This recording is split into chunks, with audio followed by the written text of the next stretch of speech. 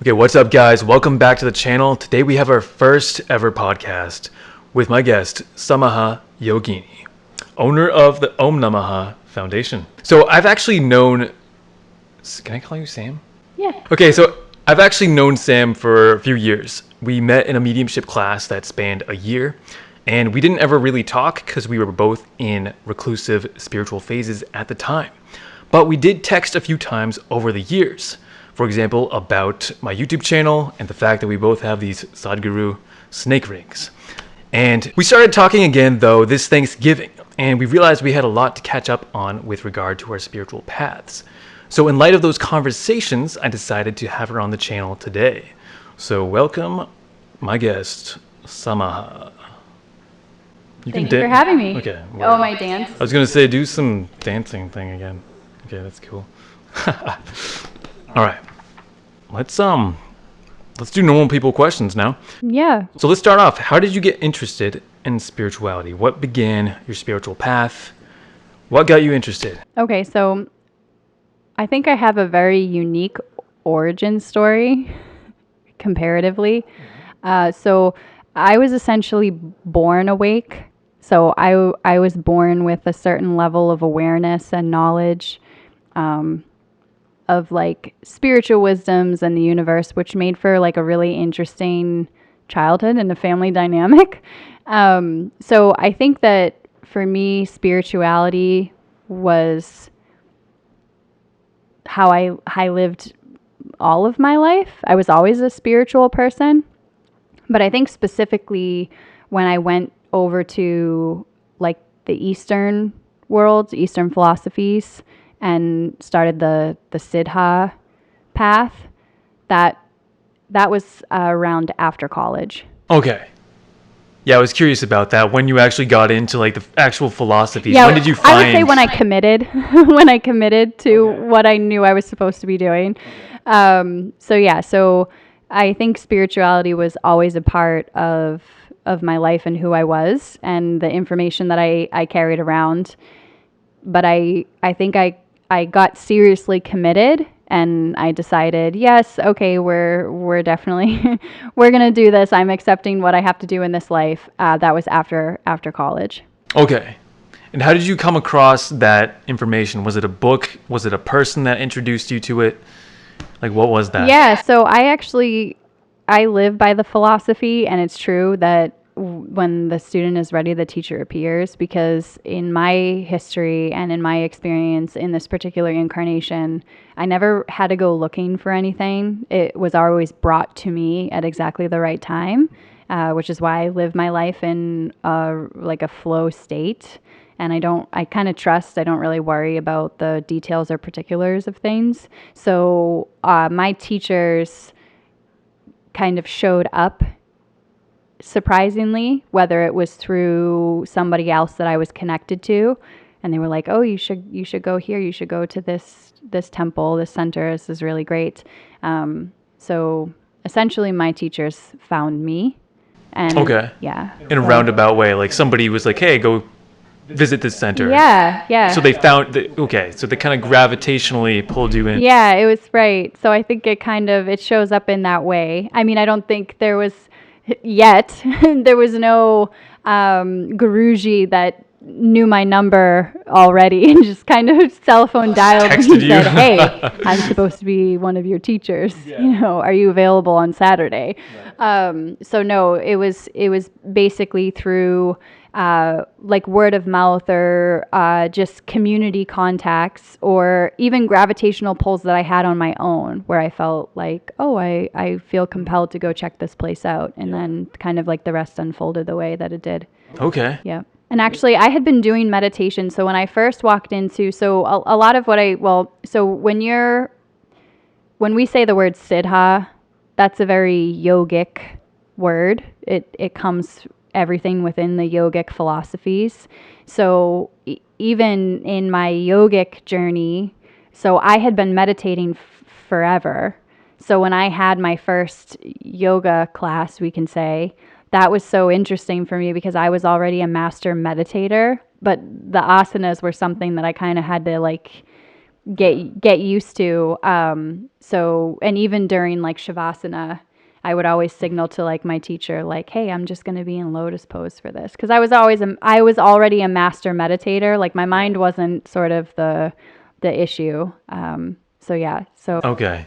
Because, yeah, you were like, I can lie down pretty well. I don't need Shavasana. Let's just work on the lotus. Okay. yeah, no, well, lotus. That's how I always traditionally meditated. I always traditionally meditated in lotus pose. Cool. Yeah. That seems like the most fun one anyway.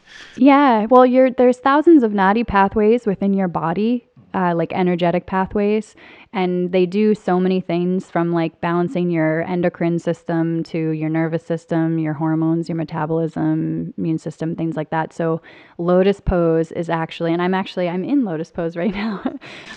So lotus pose is one of those amazing body postures that align the nadis and allow the nadis to be clear and open in a particular way. So that's why they say that lotus pose is like that pose for enlightenment, like you can reach that. And that really has to do with the body posture that you're doing in the nadis. Because if we think like mudras, so like mudras are so magical because the energy that's coming out of your body, you're telling it how to flow back inward. Okay. But if you apply that philosophy to your whole body, essentially your whole body could be a mudra, right? That's good. I like that. Asana is full body mudra. Yes. Okay. Now, were you talking about full lotus, or does even half lotus and Indian style work just as good? No, I'm a lotus person. So like if I move my harem pants right now, then my foot's right on top. Oh, okay, yeah. Right on. All right. Yeah. We don't sit crisscross applesauce here. Yeah. No, yeah, that's beginner. That's kindergarten. So yeah, where were these teachers? Was this still in America, or was this a different country? This was all in the U.S. Okay. Yes. So some of my gurujis are originally from places like India, but they were here when I originally met them. Okay. Yeah, and so the main teachings that they had for you, was it Hatha Yoga focused? I'd say my yoga master was Hatha Yoga, for sure. But if we look at yoga as a whole, and we can talk about the 8 limbs of yoga, underneath asana is so many different forms. There's hatha, there's vinyasa, there's ashtanga, there's bikram, there's yin, there's Yin yoga. Well, because they're all forms of asana.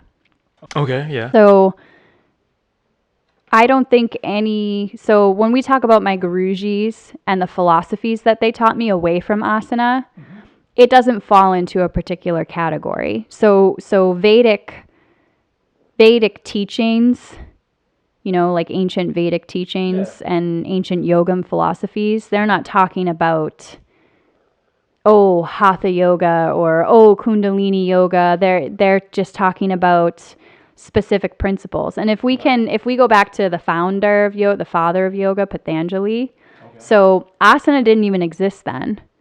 Meditating was just about sitting down, shutting your mind up and listening.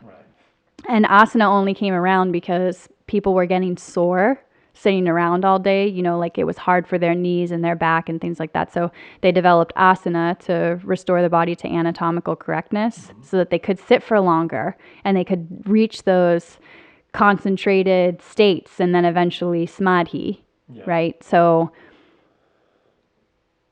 hatha or kundalini or vinyasa, they don't have, we can say, like set philosophies of their own. They do have specific body postures or like flows, the way you flow your body, the way you do clear those nadi pathways. But all yogic philosophy is universal, no matter what type of asana that you're doing. Right. Good point. Yeah. Yeah. I'd also heard that a lot of those modalities, like specifically hatha yoga, actually didn't appear till later on, after like the original yogic texts existed, the Upanishads and because the Vedas. It was never. If we can, so meditation is actually a Western word. It's not right. It's not the best term. It's not. Well, it's just not a real word. So when we talk about meditation, which is like sitting down, getting centered, taking a breath, getting to that that samadhi, that clear state, that's yoga. You're doing yoga. And I know that pop culture has come to have us believe that yoga is about exercise and being a pretzel and things like that, but that's only one of the limbs, asana, which, like we said, it's like the full body mudra, right? It's about aligning the nadis. It's about making sure you can sit for those long periods of time without any bodily issues. So yoga is when you meditate, you're doing yoga. Just like when you have intentional contemplation, you're doing yoga. When you have yama, you're doing yoga. Niyama, you're doing yoga. All those, the way you breathe. If you focus your breath, you're doing yoga. Yes. Right. So that all existed before yogic exercise or asana was a thing. Yes. Yeah. Cool. Right. So what we're getting into here, this is called Raja Yoga, the 8 limbs of yoga, Ashtanga. And now I'd heard that Vivekananda actually kind of popularized his own version of Raja Yoga based on Patanjali. Do you know anything about that? How there's different versions of Raja Yoga from the past, in contrast to what Vivekananda presented? I don't know that. Okay, that's okay. Yeah, so for anyone that doesn't know, there's 8 limbs of Raja Yoga. And so there's yama, niyama, as she mentioned. There's also asana and pranayama, the breath work and the bodily mudras, as we're calling them.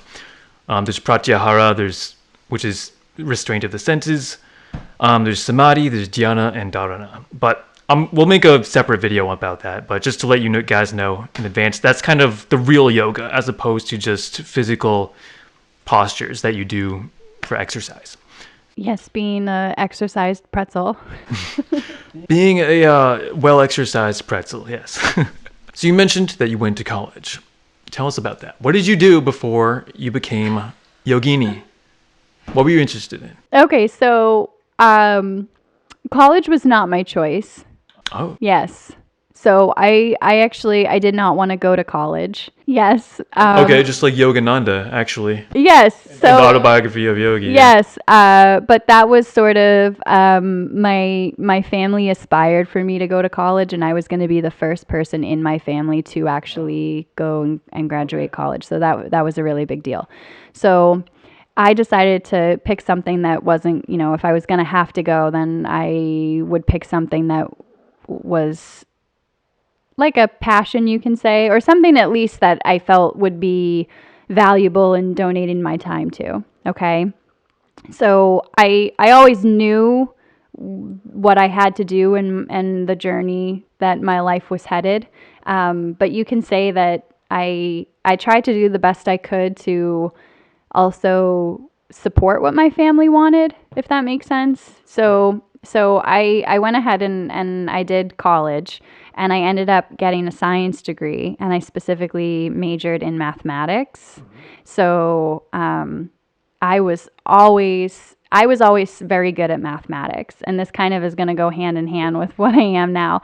So I always was so good at mathematics, and I was really like a math whiz, to the point where my senior math teacher, when I was in high school, they asked if they could save my notebook so that they could teach in high school. Yeah, so that they could teach out of it, because my brain had a really crazy way of looking at problems, looking at things that we were, arithmetically going to solve, and it would find sort of like these backdoor loopholes, like just these fast ways of finding the solution or finding how it made sense. So sort of that was something that was innately built in me. I came down here with that. And it does really go hand in hand, and we'll talk about that. So I decided to major in mathematics and sort of continue my journey and my interest in mathematics. And I definitely went sort of like that physics route as well, because I ended up graduating with a bachelor's in science under mathematics, but a lot of the electives that I took were related to quantum physics. Cool. Yes. And so I really loved it. And especially when we got into proof writing, it was really awesome, because some of the professors that we had, they were on research teams because so a lot of professors, especially in the science field, they're continuing to do research. They're a professor, but they also have their own independent projects that they're working on. They're sort of, researching or funding certain things and stuff like that. So we had a few mathematics professors that were doing research on different proofs and things like that. So for extra credit in some of my classes, certain of us, some of us students would choose for extra credits to solve these things that, our math professors were working on in their research studies. So it was really fun. It was definitely, I got to exercise the full potential of my mathematic mind. So that was so much fun. So I am actually grateful for my experience. But so now, as I journey over into Eastern philosophy, okay, and specifically, I think why I went the route of a Siddha, okay, so for those who don't know, a Siddha, so Siddhi is a supernatural power. So in order to be a Siddha, you have to master 8 Siddhis, which are 8 supernatural powers. So these Siddhas do exist, these Siddha sages that have these powers. And if you follow any sort of Hindu theology, Hanuman was actually the first deity to have the Siddhas, to be a Siddha, because he had mastered all the 8 Siddhis. And you can read it in sort of his epic tale, along with his best friend Rama. So these sages do still exist, and they do still have these 8 superhuman powers. But when I was going the route of Eastern philosophy after college, everyone told me to just put my degree in the trash because they said you're trading, your logical practicality for this ridiculous magical, Right. They're like, don't you want to make money? Why are you? Well, it's not why real are you doing to them, magic? It's not real to them when people talk about, when people who are interested in sciences or maths, they're very analytical minded, because everything has sort of this practical reasoning or this logic explanation. It's a very practical foundation versus if we talk about Eastern philosophy on the first glance, some can see that it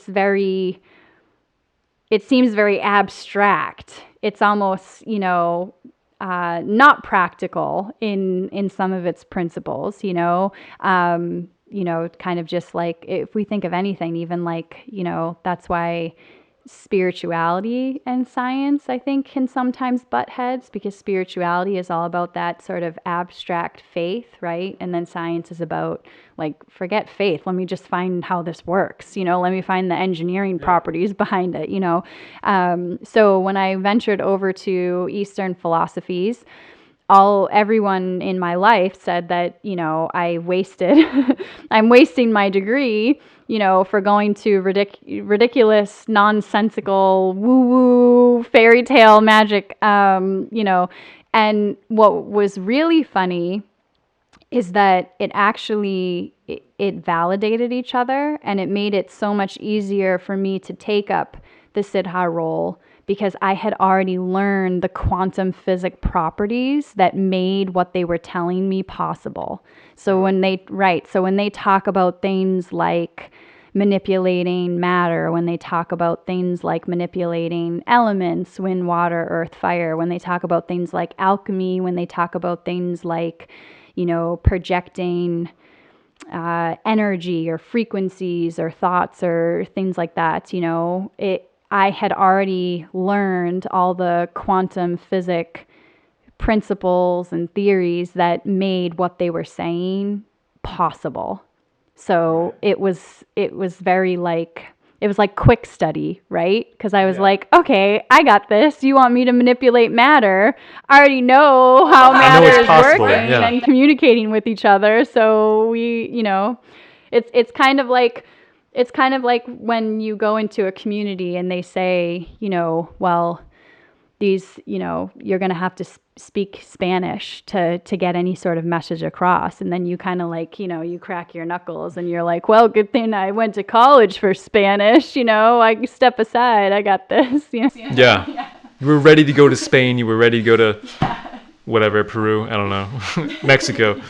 Yeah, no, that's a great point, because I'm actually kind of fascinated with the fact that a lot of more scientists aren't mystics as a result of what they're studying. Like, people usually think that these things need to be separate, but they kind of blend into each other, like you were saying. Like, for example, when you when you study the double slit experiment in quantum mechanics, it's kind of like, how do you not realize that the universe is kind of magical? So yeah, that's always what comes to my mind whenever I want to explain the magic of the universe is the double slit experiment.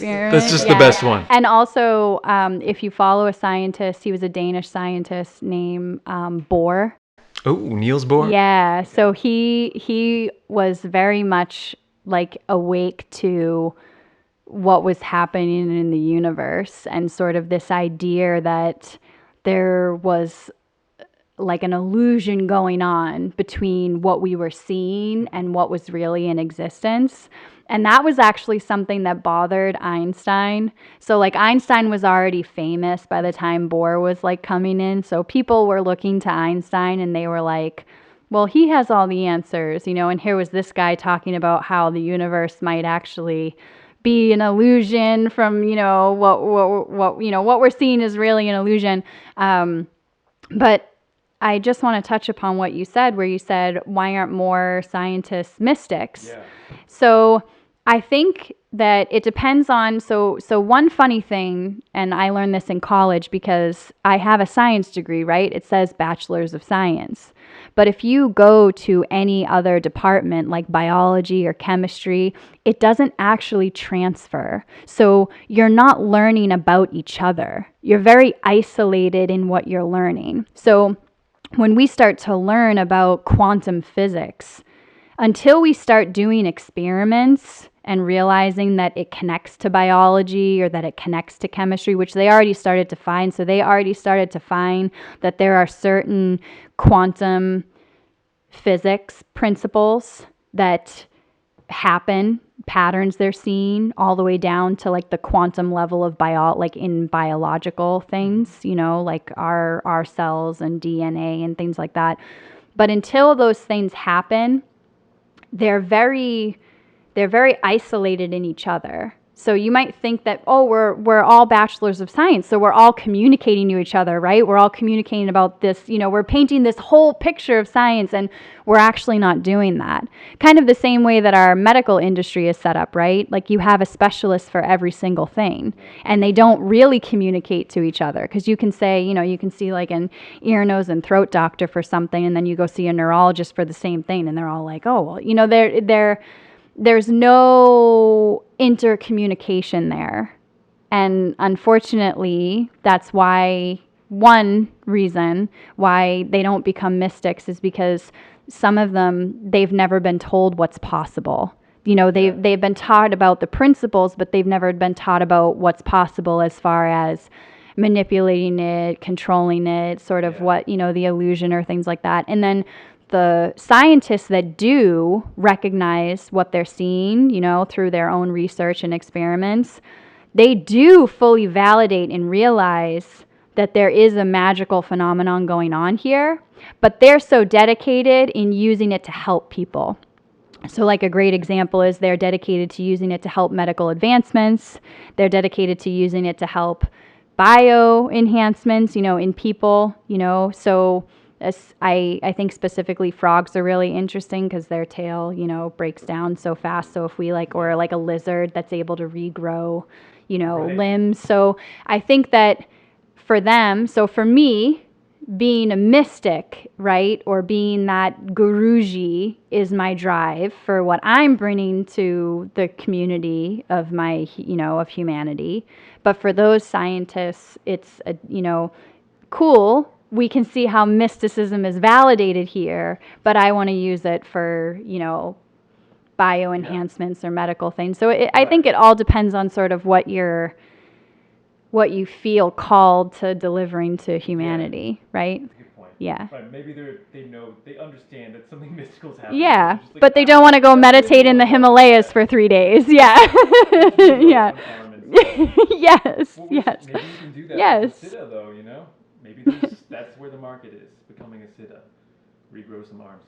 Okay, so that does matter, though. That's why Yogananda was told to get a bachelor's degree, was because in preparation for coming to America. Dude, this sounds just like Gandhi. So did you know that Gandhi didn't want to go to college either? No. And they told him that he had to go to college. So he No, I was didn't know that. inspired to choose law because he felt he would someday need it. And he did it to liberate. He used his law. He actually used a law degree for that? No, he used his law understanding of law, everything that he learned in how to liberate India, because he knew how to protest government. He knew how to fight them. He knew how to hit back. That's awesome. Yeah. Okay. I'm like go to Gandhi college, and guys. Yogananda. Go to college. And I am If also you wanna liberate people. just like Gandhi and Yogananda. Yeah. Oh, yeah. Well, I mean, there's still like a parallel there, but you know, until you liberate an entire country, Samaha, you're not on that level. Math and quantum physics, that's not good enough. No. Damn. I'm stoked that you got the quantum physics minor, though. Well, it's essentially a minor. Yeah, I didn't. I don't think so. I couldn't really. That's my Guruji nature, right? Though I couldn't really commit to having a minor because there was so many things in math that like it's kind of so like if we talk about the Siddhas, we talk about the Siddhis, okay?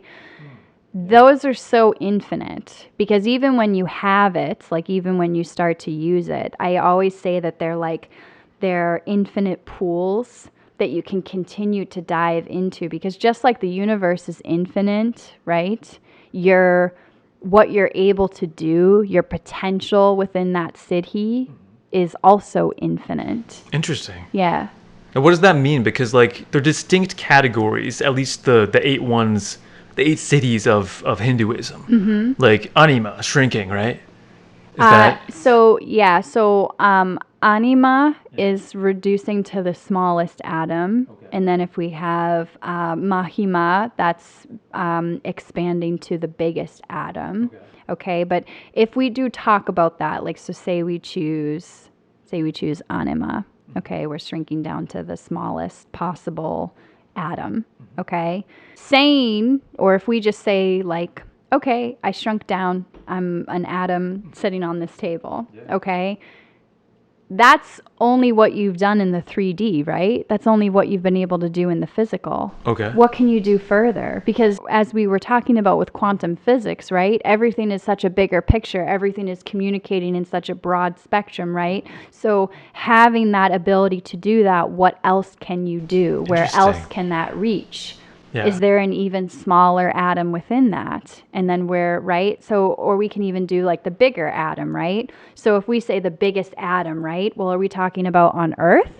Oh. Are we talking about in our solar system? Are we talking about in the galaxy? Or so you see they really are these infinite pools. And if we talk about one of the siddhis that's specifically to manipulate elemental matter, like wind, water, earth, fire, okay? So that's all physical world, wind, water, earth, fire, right?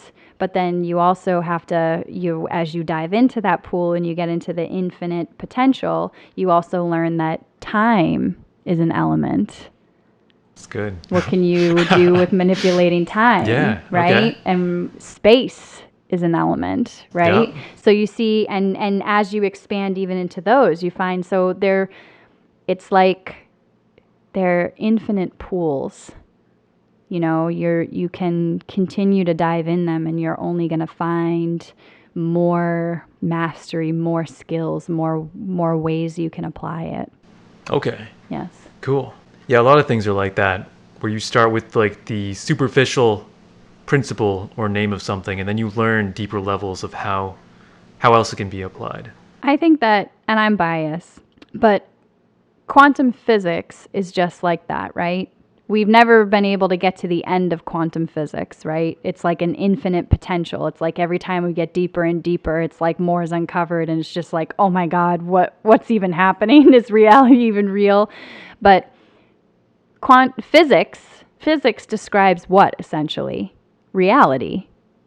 So if we can't seem to find a finite reality, if we're diving into understanding reality and it just seems to get deeper and deeper and infinite, then that essentially means that everything is, right?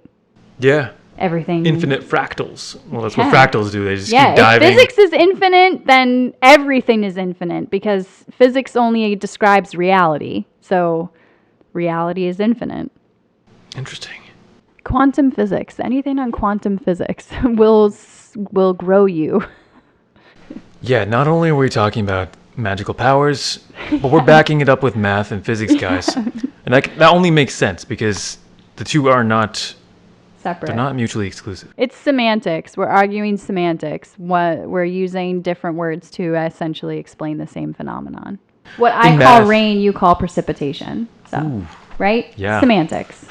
Yeah, that's a $10 word. Yes. You probably wouldn't use in conversations with your neighbors. But nice precipitation today. Now, you're drinking precipitation. Yes, I am. And there's no condensation on the glass. Oh, thank God. Well, that's because you need that's new why tea. I have the coaster in case there is, but yeah, I need to pour you a new glass. Now, I was gonna say, like, the interesting thing is in like mathematics, there's something called undefined, where you have a number over 0, right? And then obviously we work with infinity in mathematics. Yeah, we also work with irrational numbers. Yeah. Pi and I, guys. These are magical items. We just don't call them that. So. Yeah, it's magic that we use in our everyday life. Like we apply these theories to make medical treatments, machines, operating systems in medical treatments, okay? Buildings, okay? So these magical properties are everywhere. Right, that's the weird thing is that square root of -1 and pi like somehow translate to making real results happen. Yeah. So that's the fascinating thing. Well, so if we go back to that experiment, right? That whole experiment was about the fact that matter doesn't know what it's doing until you force it to make a decision. Right, we're doing that to the matter. Right, we're making it make a decision. So it goes, I'm going to be a particle today, or, I'm going to be a wave today, like it's only until we put that pressure on it that it's like, it's something. But before that, it was like, it was just both. It's like, don't define me. Don't put me in that box, I'm just flowing, But then it's like you make a decision and now so it exists. And that's why when we get to certain siddhis, that's where biology gets extremely interesting on a DNA level, but also on like a germ level. And kind of the idea that nothing really exists until we give it a name, or we give it sort of like this property and sort of like this description, and then now we've just made it this finite existent thing. Right, yeah. Yeah. So something I was going to say, or I just thought of though, in light of like the connection between like rational, tangible things like mathematics and physics and like the spiritual world. And obviously quantum physics bridges those two things. I was going to say, actually, the reason I got into spirituality with Theravada Buddhism is kind of a very similar thing in that I wasn't interested in anything mystical back then when I got into it. And I wasn't for a long time. The thing that drew me to Theravada Buddhism was the fact that it was so concrete and rational. It was basically just like a system of philosophy and cause and effect and how that works within the mind. And so to me, nirvana wasn't even a mystical thing. It was just the logical outcome of mastering cause and effect within your own mind. And so to me, I was like, wow, this is obviously real. This is obviously, you can achieve this by training your mind to this level, like theoretically. And so I just found that fascinating with Theravada Buddhism. Yeah. I knew I was going to be teaching something else, which essentially can still be considered mediumship because it's a form of psyche. I teach people how to open up and sense what's not in front of them. Yeah. So Yes and no. Mediumship specifically, no, but what I teach will lead people to mediumship because they'll just be so open. I don't teach like Samaha Yogini's 8-week mediumship course. Here's how to draw your dead uncle. Yes. First of all, I am a performing artist only. Okay, I love to sing. Okay, I love to sing. I love music. I love instruments. All that. Performance art, amazing.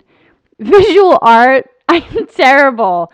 I can't take a good photo. I can't draw to save my life. Even though I drew all these tattoos. Hey, can we see those? So these are we live right now? Yes. Show us the tattoos. Yeah. So these are yantra tattoos, which essentially they bestow the wearer with the properties that they invoke. So after each initiation, I commemorated it with a yantra tattoo so that the energies that I'm invoking are closer to me in the physical world, right? Because what's more physical than your meat suit, your flesh suit?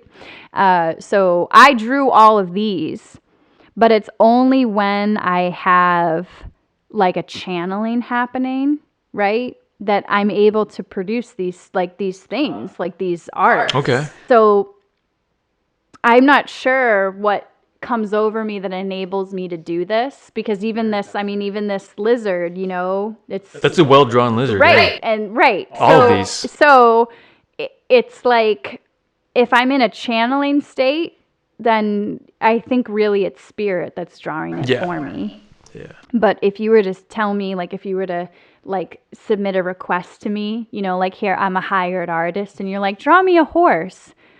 You don't want to see what that horse is going to look like. That's true. You did say your signature It'll looks be like very scary scratch. chicken. It looks like a chicken did it. Yeah. I don't have an artist signature, so artist signatures have to have the two qualities. It has to be illegible as well as aesthetically pleasing. Yes. I mastered the illegible.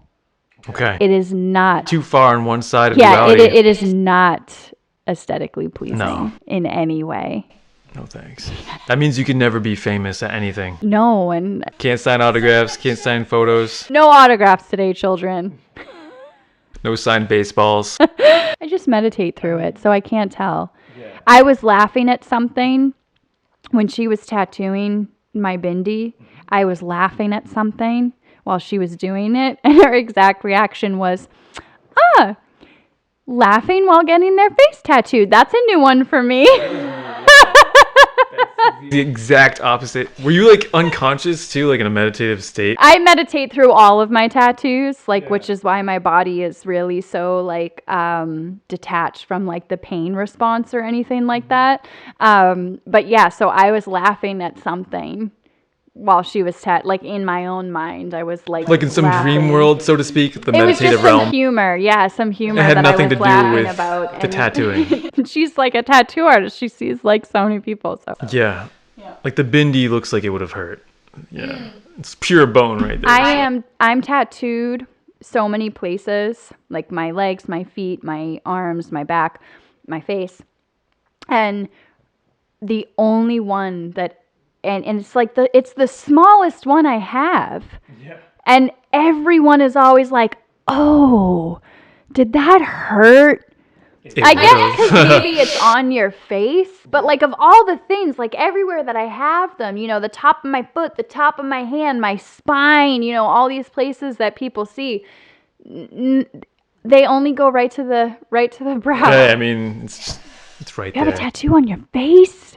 Did that hurt?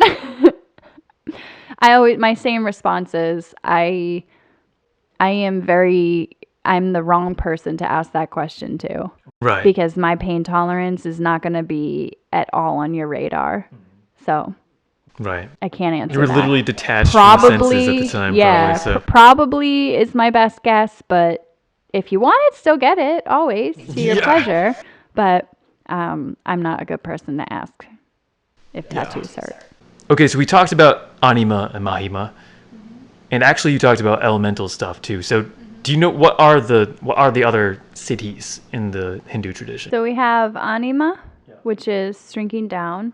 And then we have Mahima, which is expanding to the biggest atom. And then we have Garima, which is like heavy, being very heavy. Okay. And then we have Lakhima, which is like weightless, light. That's where like levitation can come in. Yeah. And then we have Prapti, which... So the next two get a little bit interesting because Prapti, and then we also have Prakamya. So Prapti and Prakamya both talk about getting things that you desire. Okay. So with Prapti, we have what I would say is like getting anything, anywhere. Okay. Which is more related to, that's where we can talk about being omnipresent. We can talk about apparition, where people say that they claim to see their guru at the same time on the same date. That's actually in a book. By location? Yeah, it's actually in a book referenced by a woman who goes to India. I can't remember. I think it was called Holy Cow was her book. Okay. And it was about an American woman's journey to India and sort of what she encountered there. And one of the things was one of the gurus that she had come in contact with.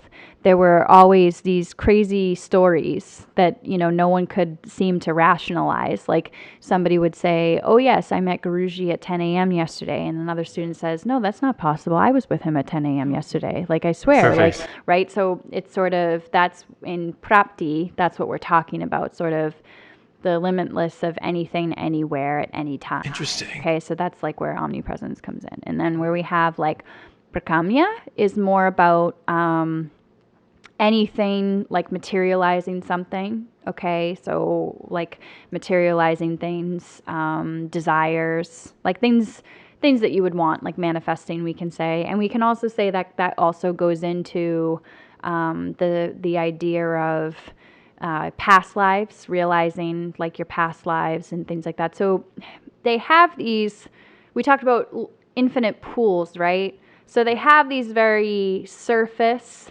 definitions, we can say, that will be considered mainstream. So if people investigate or people look them up, they'll find this information. But if you study with a Siddha, you're going to go way deeper into that infinite pool, and you're going to find these different pockets that lie within there. Okay, so like we could say the same thing for Lakhima, which was weightlessness, right?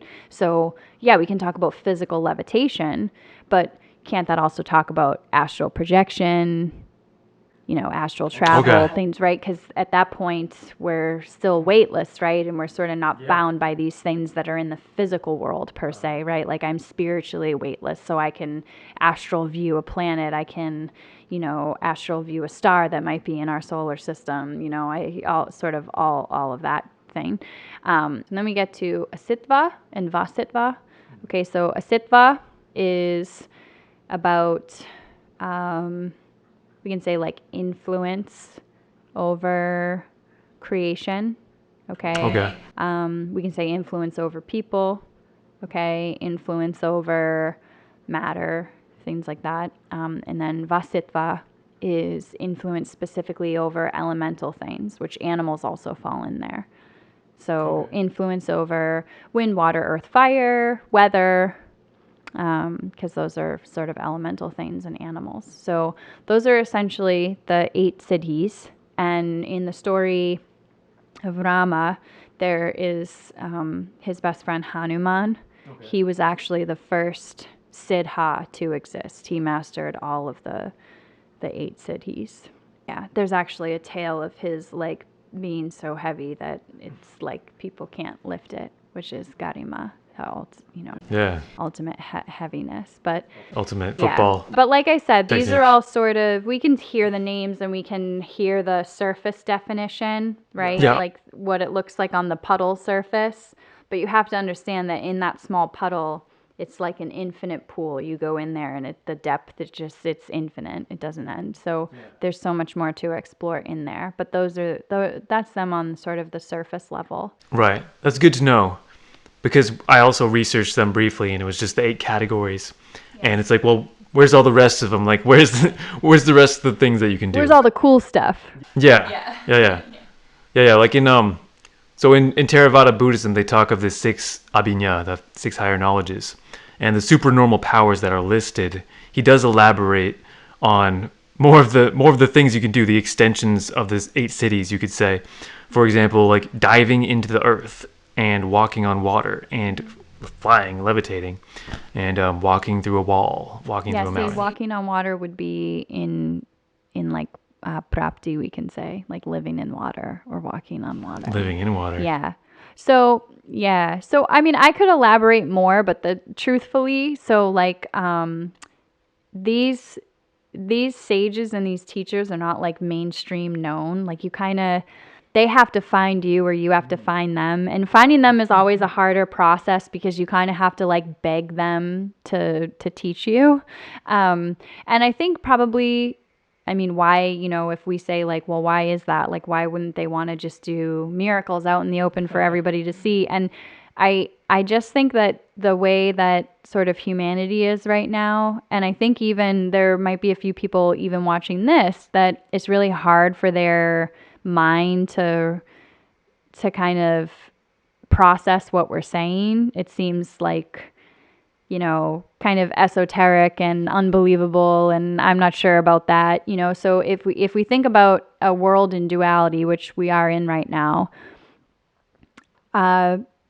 Siddhas are at such a level where they're in the world, but they're not of the world. So they don't really care to globalize their miracles. They don't care to sort of profit on, what they have. They're very much like, I'm awakened to something so much more that's going on here. I'd much rather just kind of live in a way that I feel good and not worry about, worldly things. Like that idea of, being in the world but not of the world, you know.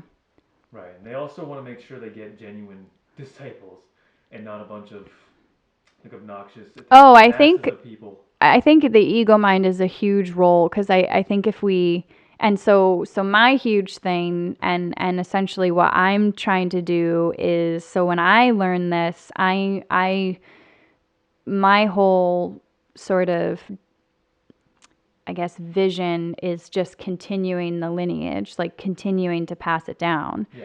But when I work with my students and even the ones that I hope to be my successors one day, I don't just give them sort of this power, the things that they know, right? I think that if you give a ego supernatural powers, it's going to be like a big kid in the sandbox, So you have to really make sure that you've done the work, that you're really like this healed, whole person. And those sages can identify that, if you're not on a certain level, they won't even let you know that they are the sage. They'll just say like, oh, he's not here today. Sorry. Or I don't know who you're talking about, Right. So they're really good at sort of sensing that, which is thankfully why we don't have like, superhuman egos running around. Yeah. But yeah, so even when I work with my students, sort of unfolding their mind and making them sort of a heal, hold person is something that definitely is a prerequisite to even beginning to talk about the siddhis. Right. Because we want to make sure that with spirituality that we're actually focusing on the path to awakening, to enlightenment. And I mean, you could focus on the magical powers if you wanted, but the genuine yoga teachers, they're interested in your liberation, not in playing games with that kind of thing. Especially because if you're not a healed person, then you have the probability of misusing it or harming yourself or somebody else. Yeah. So that's just not the main focus. And I think that ties into to like kind of like when desire goes out the window.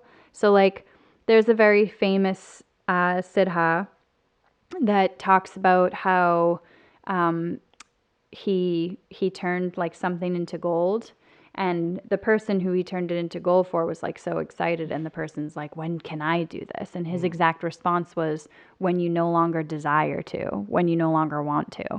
And we can talk about that even on a personal level for myself. Like, I teach people how to be co-creators in their life, and I teach people, easy ways of manifesting, or I give people mantras to bring certain things into their life.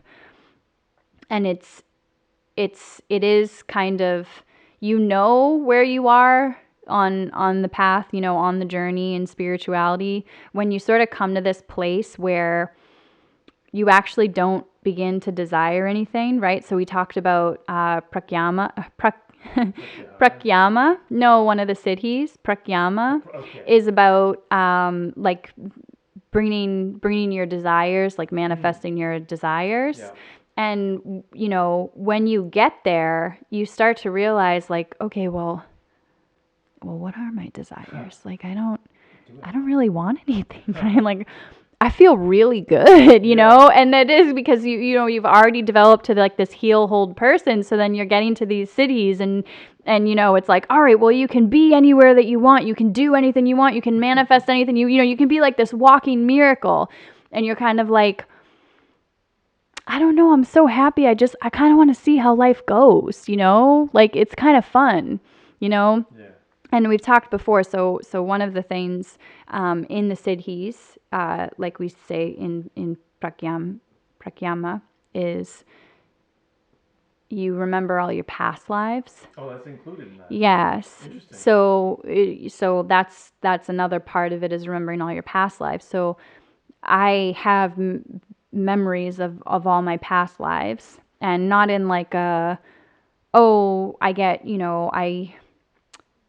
I get them in dreams, or they download, like, I mean, they're all in there. I have, I walk around with like this memory Rolodex that like spans, so many things. And that's the thing, is like when you recall all of your past lives, and that's why, I have students that ask me sometimes, like, why do we have to, if reincarnation is real, why do we have to get wiped every time? Like, why do we always have to lose everything? Why do we have to lose all their memories? And I don't answer it this way, but the truth is like, sometimes it's nice to not carry it all around.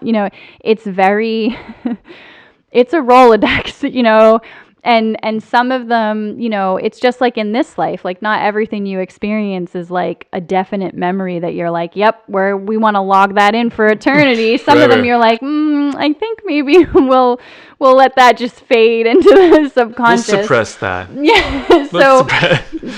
So sometimes it's actually, I know it can seem like a big setback, especially, but if you've mastered something, you will come into this life and it will find you again, and you'll master it again, even if you don't have those vivid memories of, who taught you it or how you went through that trial period. And like I said, it doesn't, I know it seems, like maybe it would be a real positive, but it also has, it's setbacks for sure. So I think as a mass population, it would feel very, I think it would be kind of overwhelming to always drop down remembering everything. But so for me, for past lives, I think, as a general population, it can seem it would be overwhelming to sort of carry all of that.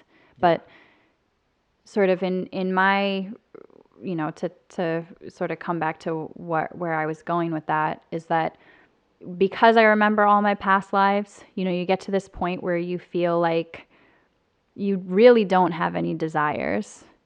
You don't, I don't really desire to manifest anything specifically, because I feel so old.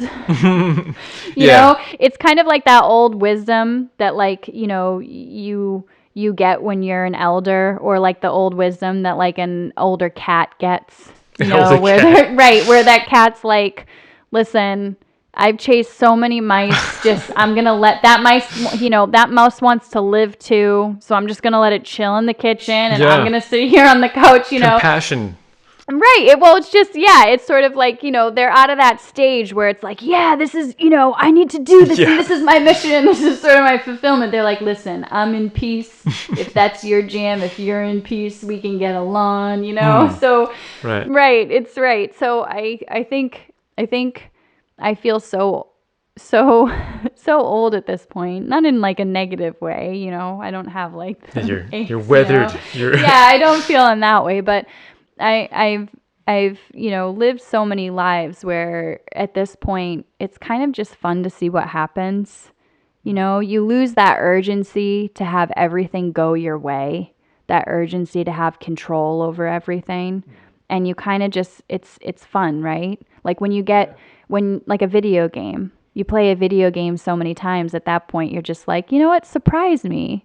Let's see what happens with the character, right? Because we've kind of phased out of that point of like, let's get the highest score, let's achieve this, like wearing the best costume or all this stuff. So yeah. Oh yeah, no, this is good.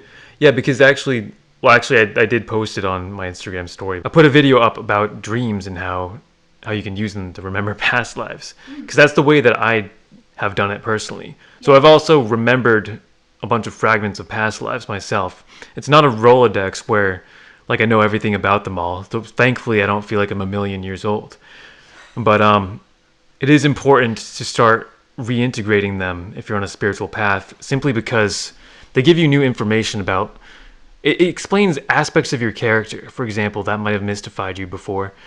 So that's one aspect. Sure, they help out in a bunch of ways, but I don't know. It's important for some reason. You're reintegrating codes of like why you are who you are today, things like that. So yeah, past lives are real, and remembering them is a real thing that you can do. For some reason, they wanted me to show you his book, Tanasaro Bhikkhu. He's the guy that initiated me through a book. Oh. Through book form. Through book form. This is the beginning of Theravada Buddhism career for me. Yeah, I know people have that same phenomenon with Ram Dass's book, specifically the one Be Here Now. Okay. So there's a lot of people that read that and they have what feels like a cracking open like a walnut experience. Really? Yeah, where it feels very astral, very out of body. And it's like very intense. They feel like they're sort of getting this awakening, and that's through book form. But that's because we talked about this earlier off camera, which is that you have this ability to sort of transition your frequency into everything that you touch or communicate with. So especially if you're creating something, right? This is becoming like an essence of you. So essentially, Ram Dass, Guru, has this ability to invoke a particular frequency when he's creating that book, whether beknownst to him or unbeknownst to him, people are reading this now and they're having this sort of awakening phenomenon, this like intense feeling. And sure, maybe they don't perceive it yet on a mental level, but they're definitely feeling on an energetic, physical level because they're reading this and they're just like, why does it feel like I'm leaving my body? Why am I seeing colors? And, I'm starting to get sweaty palms and things like that. So I feel that if you are a true Guruji, you have this ability to initiate not only in, people hearing you, but people being in your presence, people reading, your books or anything sort of that you're creating. I have one student in particular who I communicate verbally to them, about certain things. And he says, I don't know why, but you just need to say something. And as I'm listening, my perception is already starting to make those transitions to what you're saying. Like I'm just sort of putting it all together. And we talk about, well, that's power of Guruji, right? So everything is sound. So everything about me operates at a specific frequency. So right down to what my voice is saying to you has these abilities to sort of, get these seeds in here and grow these flowers that are going to be really wonderful and amazing for you. So definitely there is that power in books, in words, in videos, that people see sort of like, the Gurujis having that phenomenon of their frequency traveling. through space and time. And we'll bring it back to quantum mechanics again, quantum physics. That's how, we started seeing particles, right, communicating with each other and saying, hey, what are we going to do here? Act this way.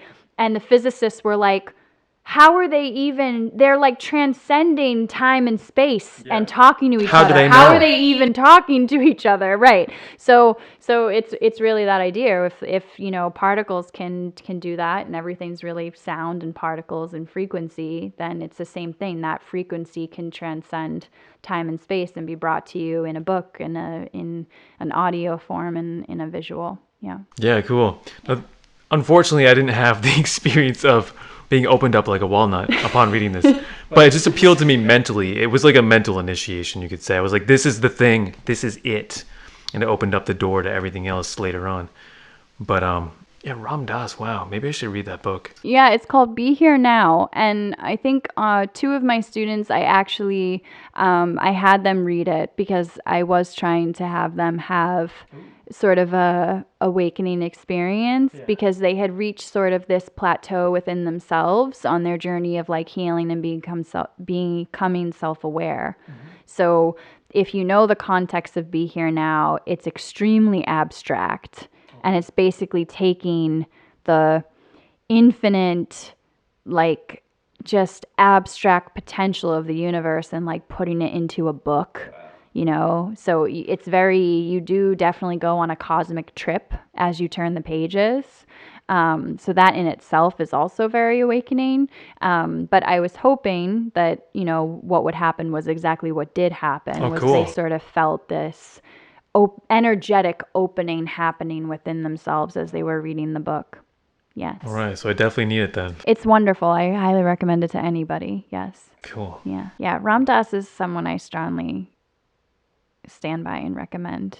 Also, Thich Nhat Hanh also. Yeah, okay. I don't have any of his works. I do have Paths to God, though, by Ram Dass. Yeah. I gotta finish that. I don't normally drop names. There's another one, too, that I recommend, but they're alive, so I don't want to drop names. They're passed, so I'm always comfortable dropping names when someone is passed, because sort of some energy thing. Yeah, some it's energy kind of aspect. like an energetic hype kind of thing. Yeah, everybody has are their, you being paid by them? Right, like some and kind of weird right, everybody has their like opinions. underpinning. Yeah, their opinions and things like that. So there is one other that I highly recommend, and my students know who that is. But those for me, they're the real deal. When you get sort of on this journey of Siddhi, being a Siddha, you kind of have this very clear sort of ability to identify truth and illusion. So you can kind of see like into the depths of people, and you can kind of see what I consider is like still the mud of the lotus, like, oh, we just have to, wash a little bit of this away. Maybe there's still a little bit here, versus like being able to see like that complete lotus form. You can definitely sort of see it and feel it and hear it from people, so those are the people that I highly, recommend. And that's like, we hear horror stories of some people that were Gurujis, things surfacing, and then they do admit that those things happened, but that's the idea, right? Is like, you can still see, hear, well, when you get to that point in the journey that you have that really clear ability to distinguish sort of truth and illusion, you can start to see kind of just what might, and that's how you can, it doesn't help you judge people. It actually as a teacher, as a spiritual teacher, it helps you help people, because you can see what they have left. You can kind of see this work that they have left that's keeping them from being this God self lotus, right? So it's kind of something you have by default, like the same way my eyes are trained to see different colors is the same way that sort of the Guruji, the Siddha in me, is trained to see sort of what people have left. Yeah, right? That's cool. So I love them because they made it to their, their full pure lotus, and they're very beautiful beings. So I feel very safe recommending them to my students and other people. Yeah. Yeah, I agree. Just by seeing their demeanor. I mean, you can't really fault a Buddhist monk. Like they're probably going to be legit in some capacity. Yeah. Someone who's put wearing that robes. on. He was such a great being, yeah. So you're actually going to India very soon. Can we talk about that? We can talk lightly about it, yes. So Cool. there's some things I can't disclose. Secret mission. Yeah. Well, actually, so I think I had someone who like really couldn't believe what I was telling them when I was like confiding in them about like what I was supposed to be doing. They like were like, this stuff isn't real. Like it's not real life. Yeah. And I told them the story, and I think I shared it the same with you about. I hope I say his name right. I think it was Tivia Fane. Oh, yeah. The guy who Yeah, met the master 10 times. Yeah, so he actually, and I'll say this, so he is alive, so I'm like kind of name dropping him, but he like publicly talks about this if you like read his books, and I think right now he teaches qigong, which is what he learned from his master. So what took him to the path was like a medical reason. So he was having some pain in his life, and like physically, and he couldn't really handle it anymore. And he had found out about, these great like, Taoist monks and things like that could do these like supernatural things. And he thought that if he learned how to do supernatural things and sort of help his chi, his energy navigation and fluctuation within his body, that he could heal himself, So it led him to a journey, over in the East, and he's looking for this guy with this name. All he has is like a name. So he's asking everybody about the name, hey, have you seen this guy? We'll just say, to protect names, we'll just say like Bob, okay? So he's just like, The hey. mystic name Bob. Yeah, yes. the mystic Bob, mystical Bob. So he's like, hey, I'm looking for, Bob, this, I'm looking for Master Bob, Yeah. and some people are like, no, I don't know. And some people are leading him to another village. And finally, all this leads him to a restaurant. And so he says and then people are saying, ask the people at the restaurant. So he's asking this person at this restaurant, and the person keeps like shooing him away, like order something or leave. So he shows up consistently at this restaurant over and over and over again, until finally the person stops shooing him and just says, you have to wait till we're closed, like sit down, okay? And then it turns out that the whole entire time, the person running the restaurant is Mystical Bob. Okay. And he rejected him so many times to see his level of dedication. So like if he had just left, well, then we're not going to bestow him with wonderful goodness, because he just falls at any moment of adversity. Okay. And versus he just kept coming back. So he's seen sort of this dedication and this resilience and sort of this self-respect and honor in him. So he's like, all right, we can do this. So it's closing, and he says, well, so I'm Mystical Bob, And so then the rest is history. He teaches him everything, and this was like a really mystical Bob, this is a really mystical man. And sort of this led Tivia, I hope I'm saying this right, this led Tivia to sort of continuing to teach the public about chi and energy and how to be healthy and things like that. So we can think it sounds like fiction, and I think the story that comes to mind for everyone is like Doctor Strange. If anyone has seen Doctor Strange, he gets an injury and then it leads him to Kathmandu, and he knocks on the monastery door and he's like, can you heal me? And now he's like this mystical man.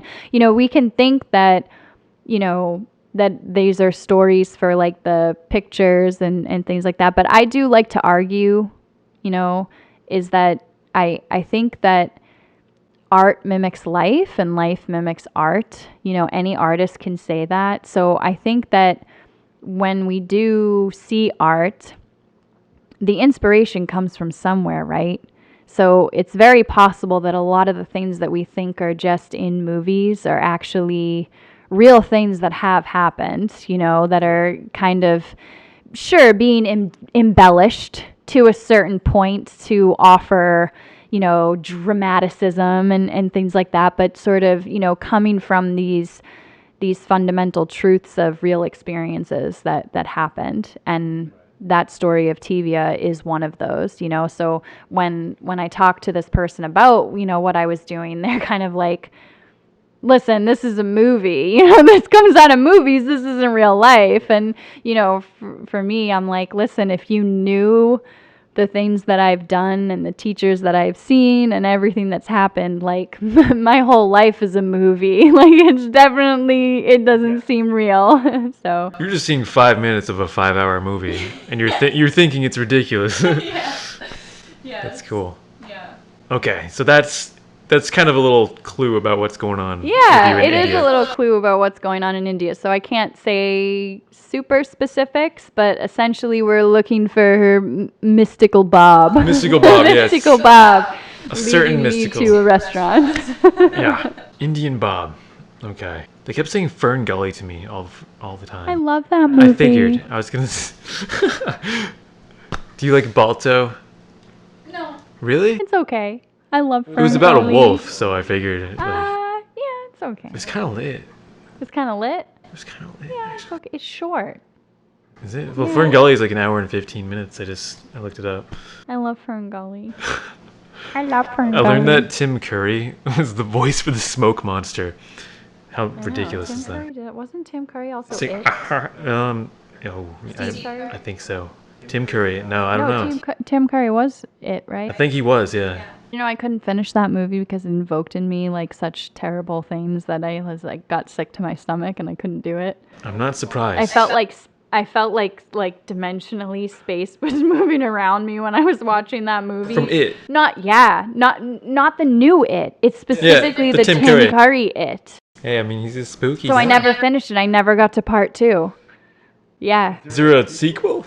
Yeah, well, it's Oh, you mean two half? part. Yeah. There's part 1, part 2. Oh, like yeah. Lawrence of Arabia. Like, we need a 4-hour epic about this clown. So, and they did. They had part 1 Really? and part 2. Yeah, because they become adults and they go back to vanquish him. That's in Stephen King's book. Vanquish. In Stephen King's book, they meet Pennywise when they're children. And then they grow up, they leave. Okay, Pennywise tortures them. They grow up, they leave. And then they come back when they're adults to vanquish Pennywise. So there's part 1 and then there's part 2. I never got I've seen both of the new one because that didn't invoke in me those weird things. But for some reason, when I watched the part 1 when they're kids with the Pennywise, it was like... I mean, that's terrifying. Like, the relatability of that. I don't understand. I don't know. I think sometimes the properties around things, do you know what I mean? Like a really great example is like I can't watch The Conjuring Okay. because that invokes kind of like the same... Yeah. I mean, I don't like to do horror movies in general just I like because it's horror like, movies. it's infusing my subconscious with things to be afraid of that. Well, yes, on a human level, definitely for sure. But I think on an energetic level, you know, that we're talking, I do think that, right, everything's energy. There's real phenomenons going on with things. So I don't know what's happening with it or The Conjuring.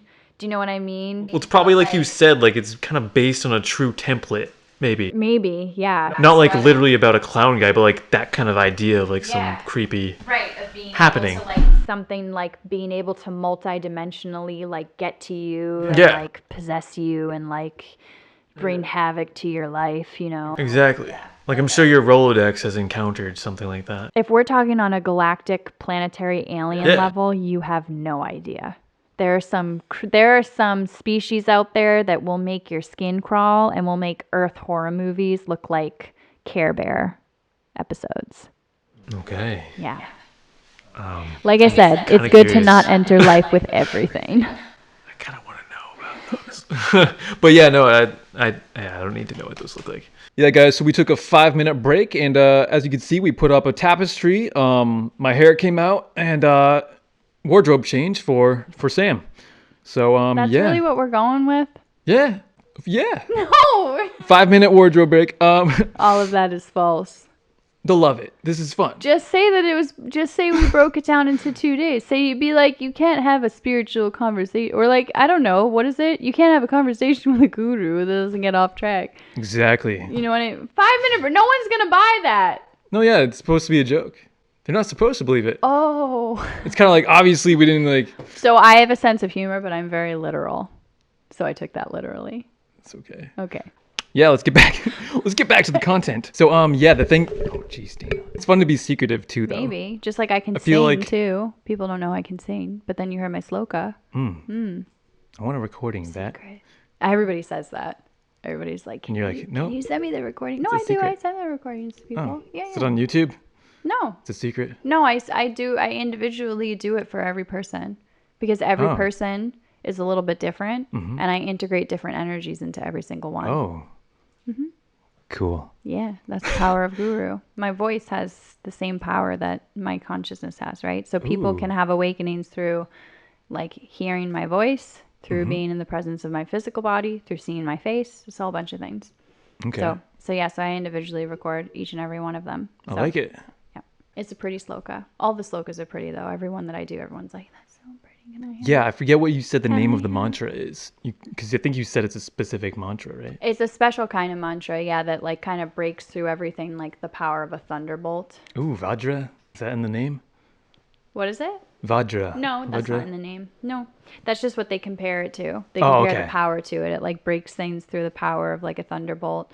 It heals generational karma. It heals karma from your past, but also in your future that you haven't Damn. even gone and played. I know it spans everything. It's like it can break curses, any negative things. Like if Ooh. you believe in curses, Yeah. entities, evil, and all that stuff. It's like is very incredibly powerful, and it can bestow supernatural powers. Sounds like I need that. That's pretty awesome. Yeah, you're gonna get all sorts of mantras though when we do this, when we heal you through sound though. So I'm Righto. gonna give you other ones. Yeah, Can't so you'll wait. have plenty of recordings. Okay, next topic. So before you became a guru, not only did you get a mathematics degree, you did something else interesting. You fought in the mixed martial arts. Oh, geez. Please tell us how that began and other stuff about it. Well, I guess I'm gonna start off by saying that. How did this escape the first? We didn't talk about this, right? We didn't. I was kind of. How did this escape the first round? Because There's just too many juicy topics. So. I know. Okay. So yes, I competed in mixed martial arts for probably about a total of like 7 years, I'll Holy say. Yeah, both here in Massachusetts as well as in California. So I think that it's important for everyone to have some sort of disciplinary martial art background, especially if you're going to go through the spiritual path, because we can talk about sort of the Zen warrior or the sleeping warrior. You know, it's that ability to be strong but not aggressive, we can say. Strength. So I think when you don't have any sort of martial arts in your repertoire or in your background, you sort of gather your strength from being either aggressive or egoic, right? That's kind of where we think that our strength lies, in sort of this power to overpower others, or maybe sort of influence them, or sort of manipulate them, or control things even within our own life, like, control outcomes, or, control how the day is going to go. But the amazing capability of a Zen warrior is that their strength comes from somewhere else. So they don't feel the need to overpower or to manipulate or to be aggressive in any situations, because they're really confident in the strength that they've already developed. So it's kind of like whatever life throws at you, you're strong enough to handle it. So I think that having a background in martial arts really teaches you that. It also teaches you a decent amount of discipline in general, because you can't succeed in any sort of martial art without having discipline, right? It's that courageous dedication that every day you're going to choose to wake up and hit it as hard as you did every other day before that. Otherwise, you don't get better, you don't improve, you don't sort of excel in that way. So I think that that's important for everyone.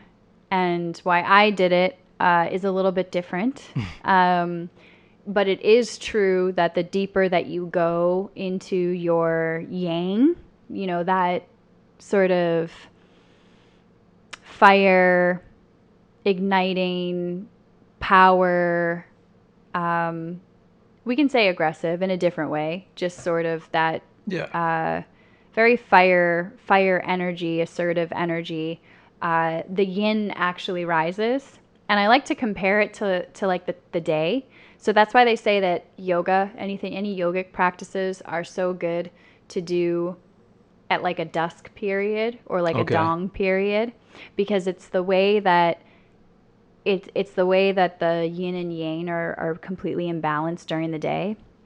So if you think of midnight, that's the most yin. You can't get any more yin than midnight. It's 100% yin, right? Yeah.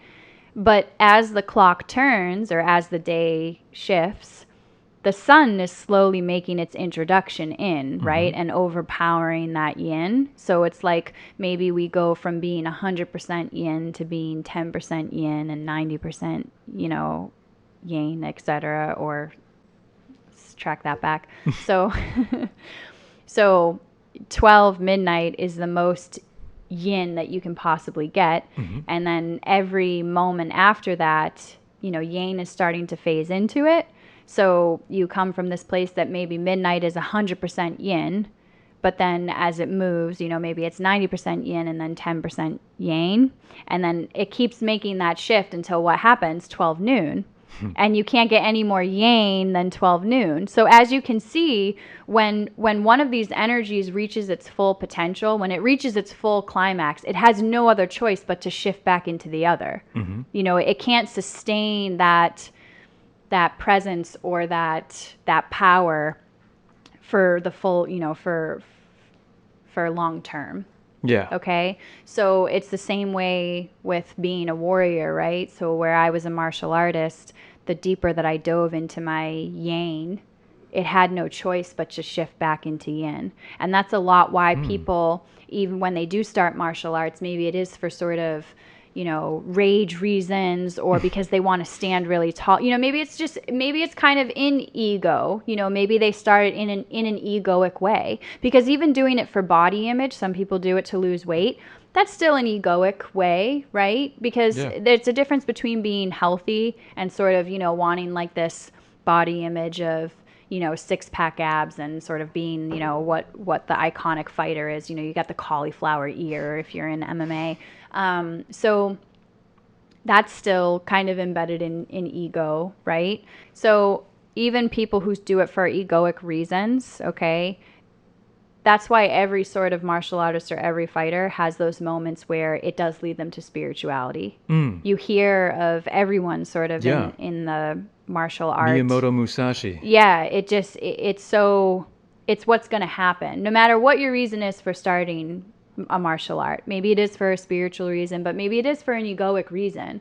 But that's why at some point, the yin is going to come find you, and you have no choice. It's going to lead to a spiritual awakening. And there's a lot of people that I trained with, and it's been years since I've seen any of them. Some I still touch base with, we keep in touch, but it's been years since I've seen any of them. But it's now that I'm hearing a lot of them are having these spiritual moments, these spiritual awakenings, right? And sort of some of them will reach out to me and say like, hey, I see what you're doing, and I'm on the same wavelength, and like this is just crazy, because it comes and it finds you. It will find you. You can't escape it. So I think a martial art is great for so many reasons, more than just sort of having a self-defense. So I think having any sort of martial arts in your repertoire is really great, not just for self-defense reasons, really for discipline reasons, especially if you're going to walk the spiritual path, because if you've kind of already been in a disciplined mindset, then you know that you're going to hit your spirit, right? It's about that courageous dedication that every day you wake up and you're going to hit it as hard as you did every other day before that. So same thing with spirituality, same thing with meditations, right? So you can't be a Siddha if you don't wake up every day and you want to hit that as hard, as all the other days before, where you kind of wake up and you're like, I don't think I'm gonna meditate today. I don't think you have to. Yeah. So I think, for me, it was a little bit of a different reason why I got into fighting. It wasn't necessarily sort of a spiritual thing, but that kind of has to do with sort of I call it my 7-year break, or like my 7-year vacation Interesting. Okay. from stepping into what I knew that I had to do in this life. But I kind of I took like what can we say, like a 7-year sabbatical. That's solid. Yeah. So before I was like, all right, now I'm ready to get back to work. Nice. Yeah. Okay. But I go think back and forth. something that was cool that the audience can't see is that you were talking about like yin and yang or something, and Yeah. like at that exact moment, a giant rainbow came on the Google Chromecast. Of course it did. It was very epic. Of course it did. Strange things do happen. Right, that's really cool about the I didn't even think about that. I mean, the strength aspect of doing the martial arts, that made a lot of sense to me, like right off the bat. But the thing I didn't think of was actually the discipline part, how that's a skill that is immediately transferable to doing meditative things. And it would probably help you out a lot because...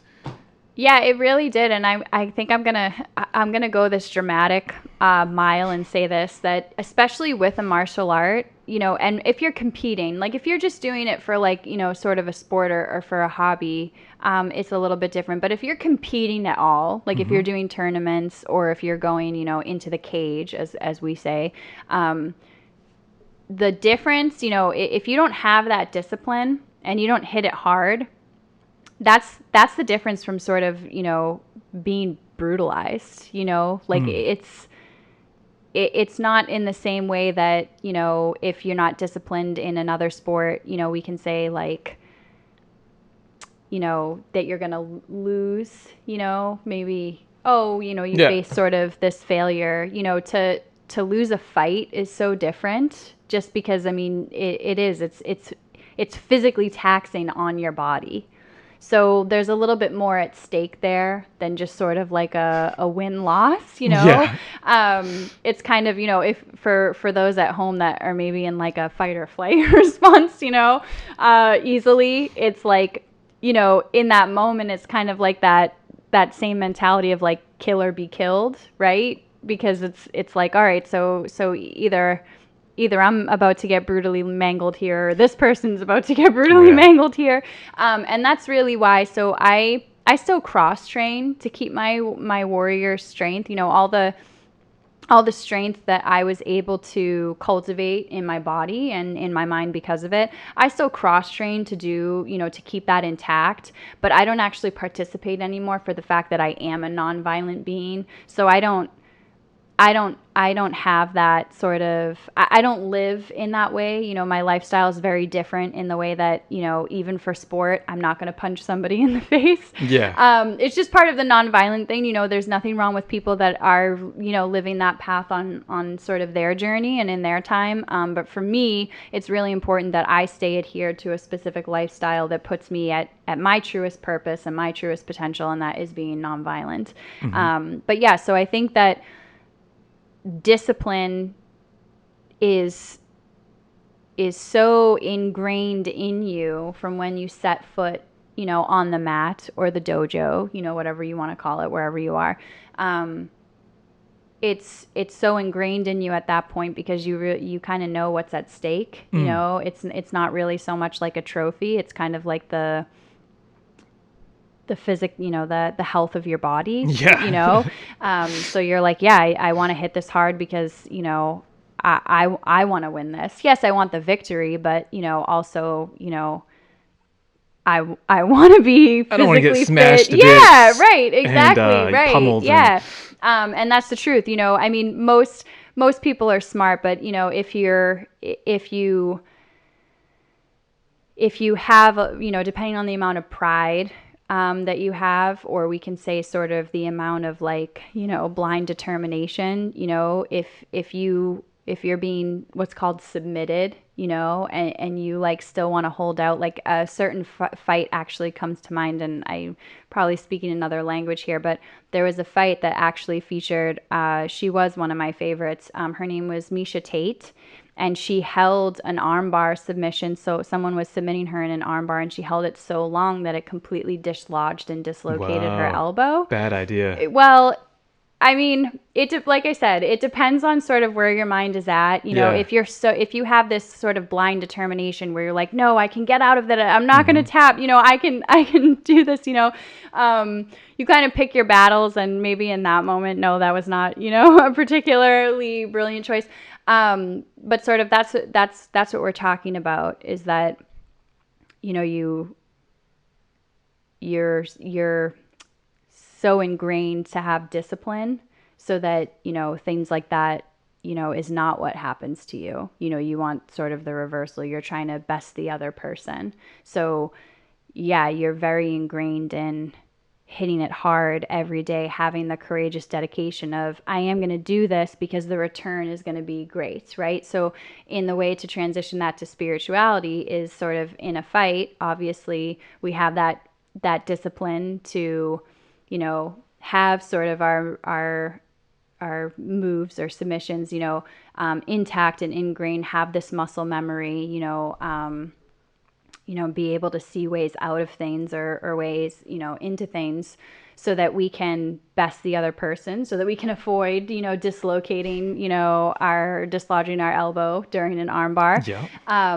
Because that's the return, right? Is that my body physically is intact, you know, but the return with spirituality, you know, you say, so I'm going to hit it hard every day, because the return in spirituality is, I have these things in my life, or I can do these things in my life that actually are rewarding, that make a difference, you know, like whether it's peace, whether, you know, it's joy, whether it's, you know, influencing or making an impact on somebody else, you know, that's sort of the return. So you say, like, what's the return of hitting it hard every day, you know? So I don't wake up and have those moments of like, today's not a meditation day. You know, today's what is it? What's that phrase? Today's a Netflix and chill day. What's the thing they say? Yeah. Netflix and chill. Netflix and chill.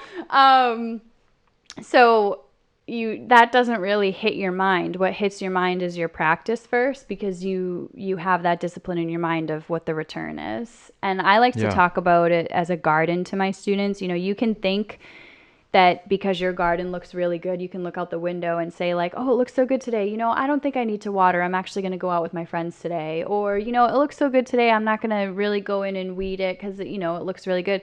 But then, you know, after like week 2 of doing that, your gardens, you know, the flowers are going to start to look brown at the edges. They're going to wilt. Maybe you're noticing all these weeds. It's like, wow, those came out of nowhere. How'd that, you know, happen? And they don't come out of nowhere. It's from that, you know, we look at the garden and we say, oh, it's good. It's fine. I don't need to do that, you know, but it's the little things you do every day to tend to that garden that are going to keep it looking like that. So you can't walk away from it because it looks good. So when you're getting these returns, you know, in your spiritual progression from meditation or from yogic practices, you know, that's not the time to turn away from it. That's the time to say, wow, look at everything positive that's happening. I have to keep at this, you know, not sort of, there's never a moment where you stop, right? Just like there's never a moment where you stop drinking water. Like you don't say, I look really hydrated today, so I just don't think I need so much water today. Yeah. Right? Because we know the return on water is what? Living and surviving, right? Yeah. So it's really that same idea. So when you start feeling those returns from spirituality, from meditation, from yogic practice, whatever your practice is, you know, when you start feeling those highs, those goods, that peace, that's not the time to say, oh, I don't need it. I don't need it today.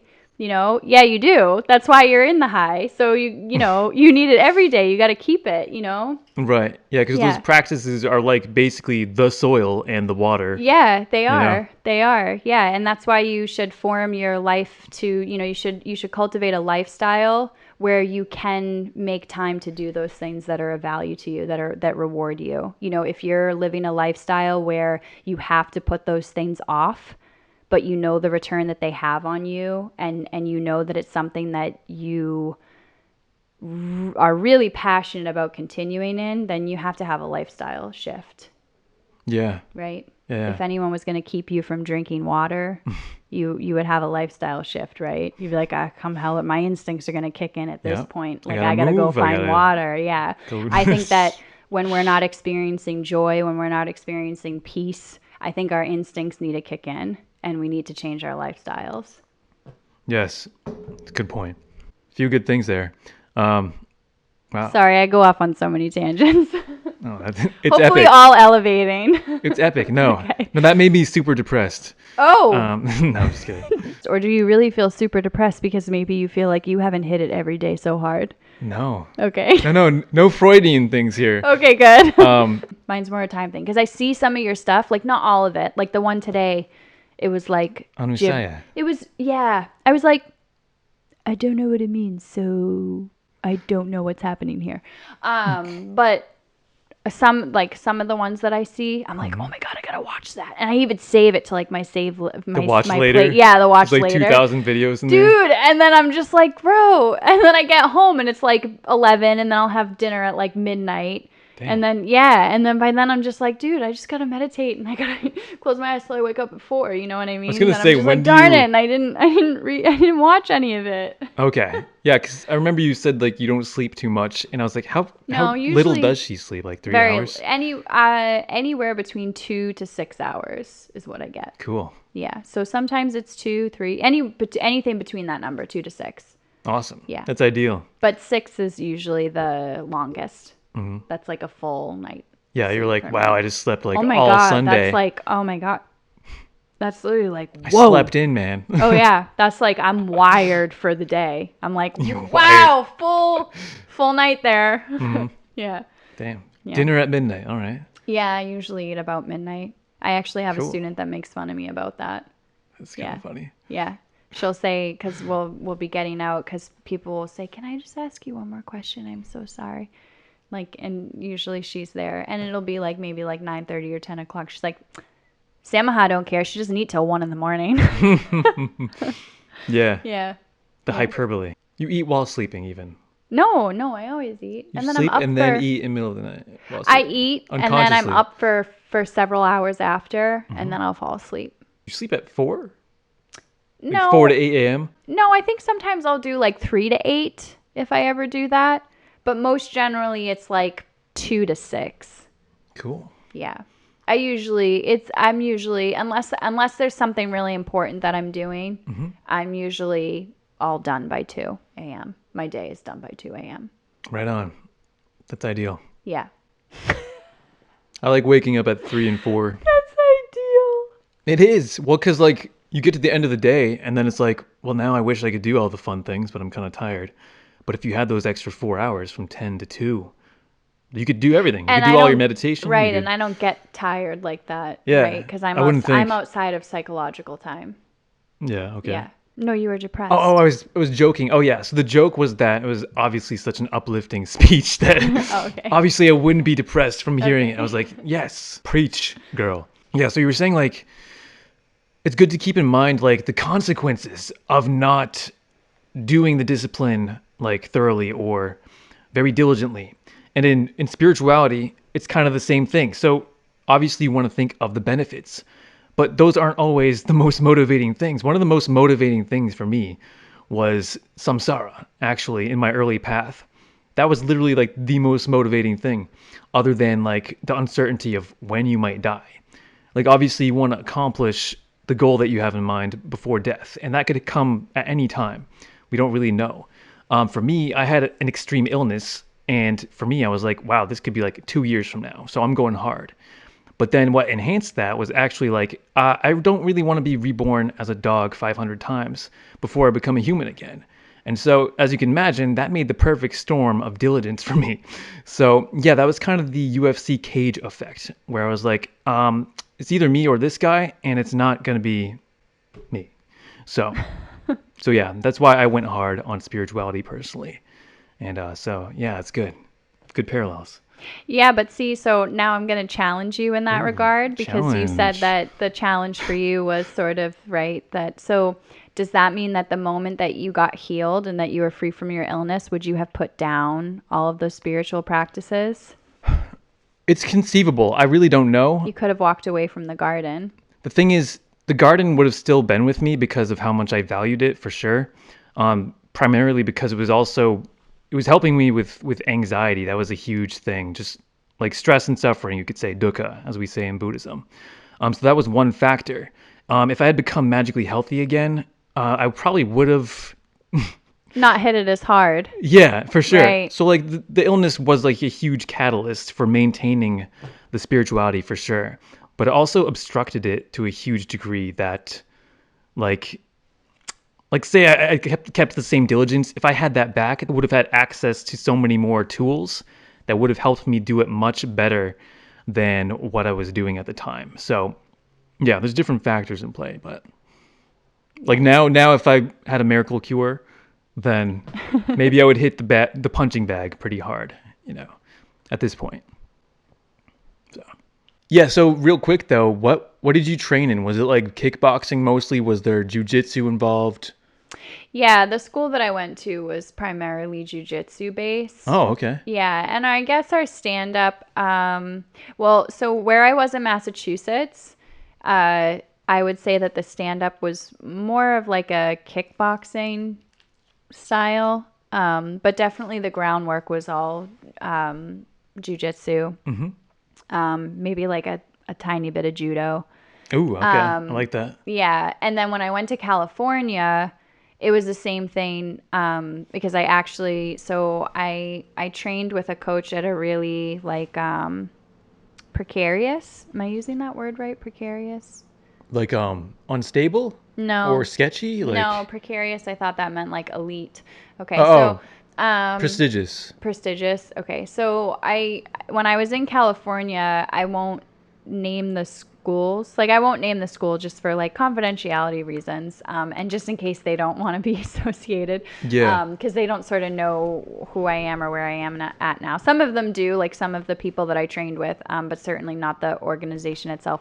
So where I trained in California was a really prestigious school, and they were totally in BJJ for the groundwork, jujitsu, but their stand-up was definitely much more like a Muay Thai. Ooh, okay. Yeah, so I did, which I'm not the biggest Muay Thai fan. Really? Just it's personal, right? It's personal, like subjective, like preference. But yeah, so in California, the stand up was more of like a Muay Thai, but the groundwork always that I did was always BJJ.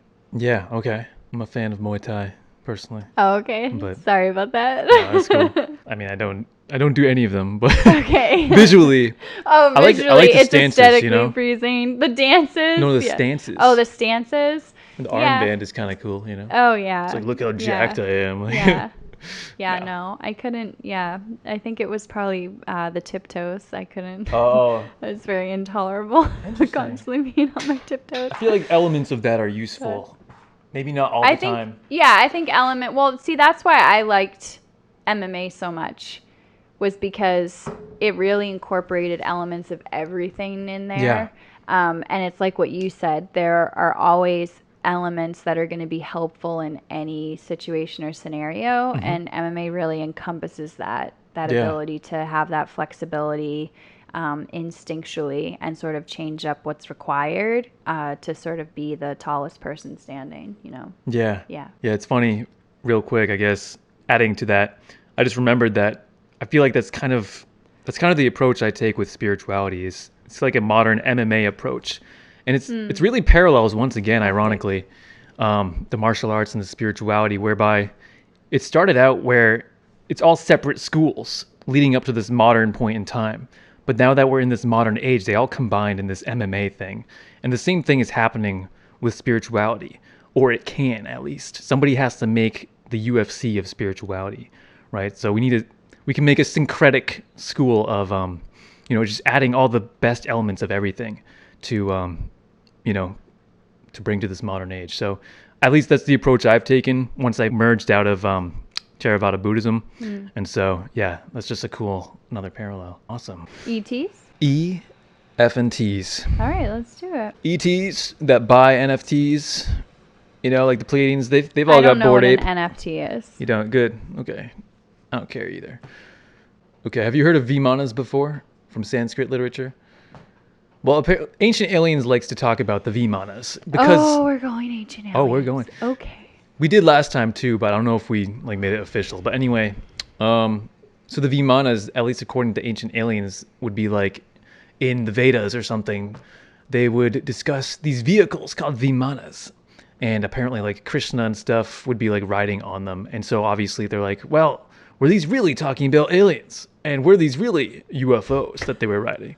So so I didn't know if you've ever heard about the vimanas like in your research, your studies. Is this really going in the take? Maybe, yeah. We'll see what comes up.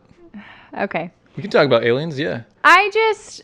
This is why I don't watch a lot of like televised things, like, or we can say like commercial things. So like I love watching non-fictional things and documentary things, but I don't really like watching sort of like, you know, those like prime time, you know, commercialized things like Ancient Aliens. Like that's huge. Everybody watches Ancient Aliens, right? Yeah. And their network loves them because right. It's history. Prime. No, it's Prime TV. They're making so. I know, but it's on History Do you Channel, know how many millions of dollars they're making from everyone tuning into Ancient Aliens? The network loves them, right?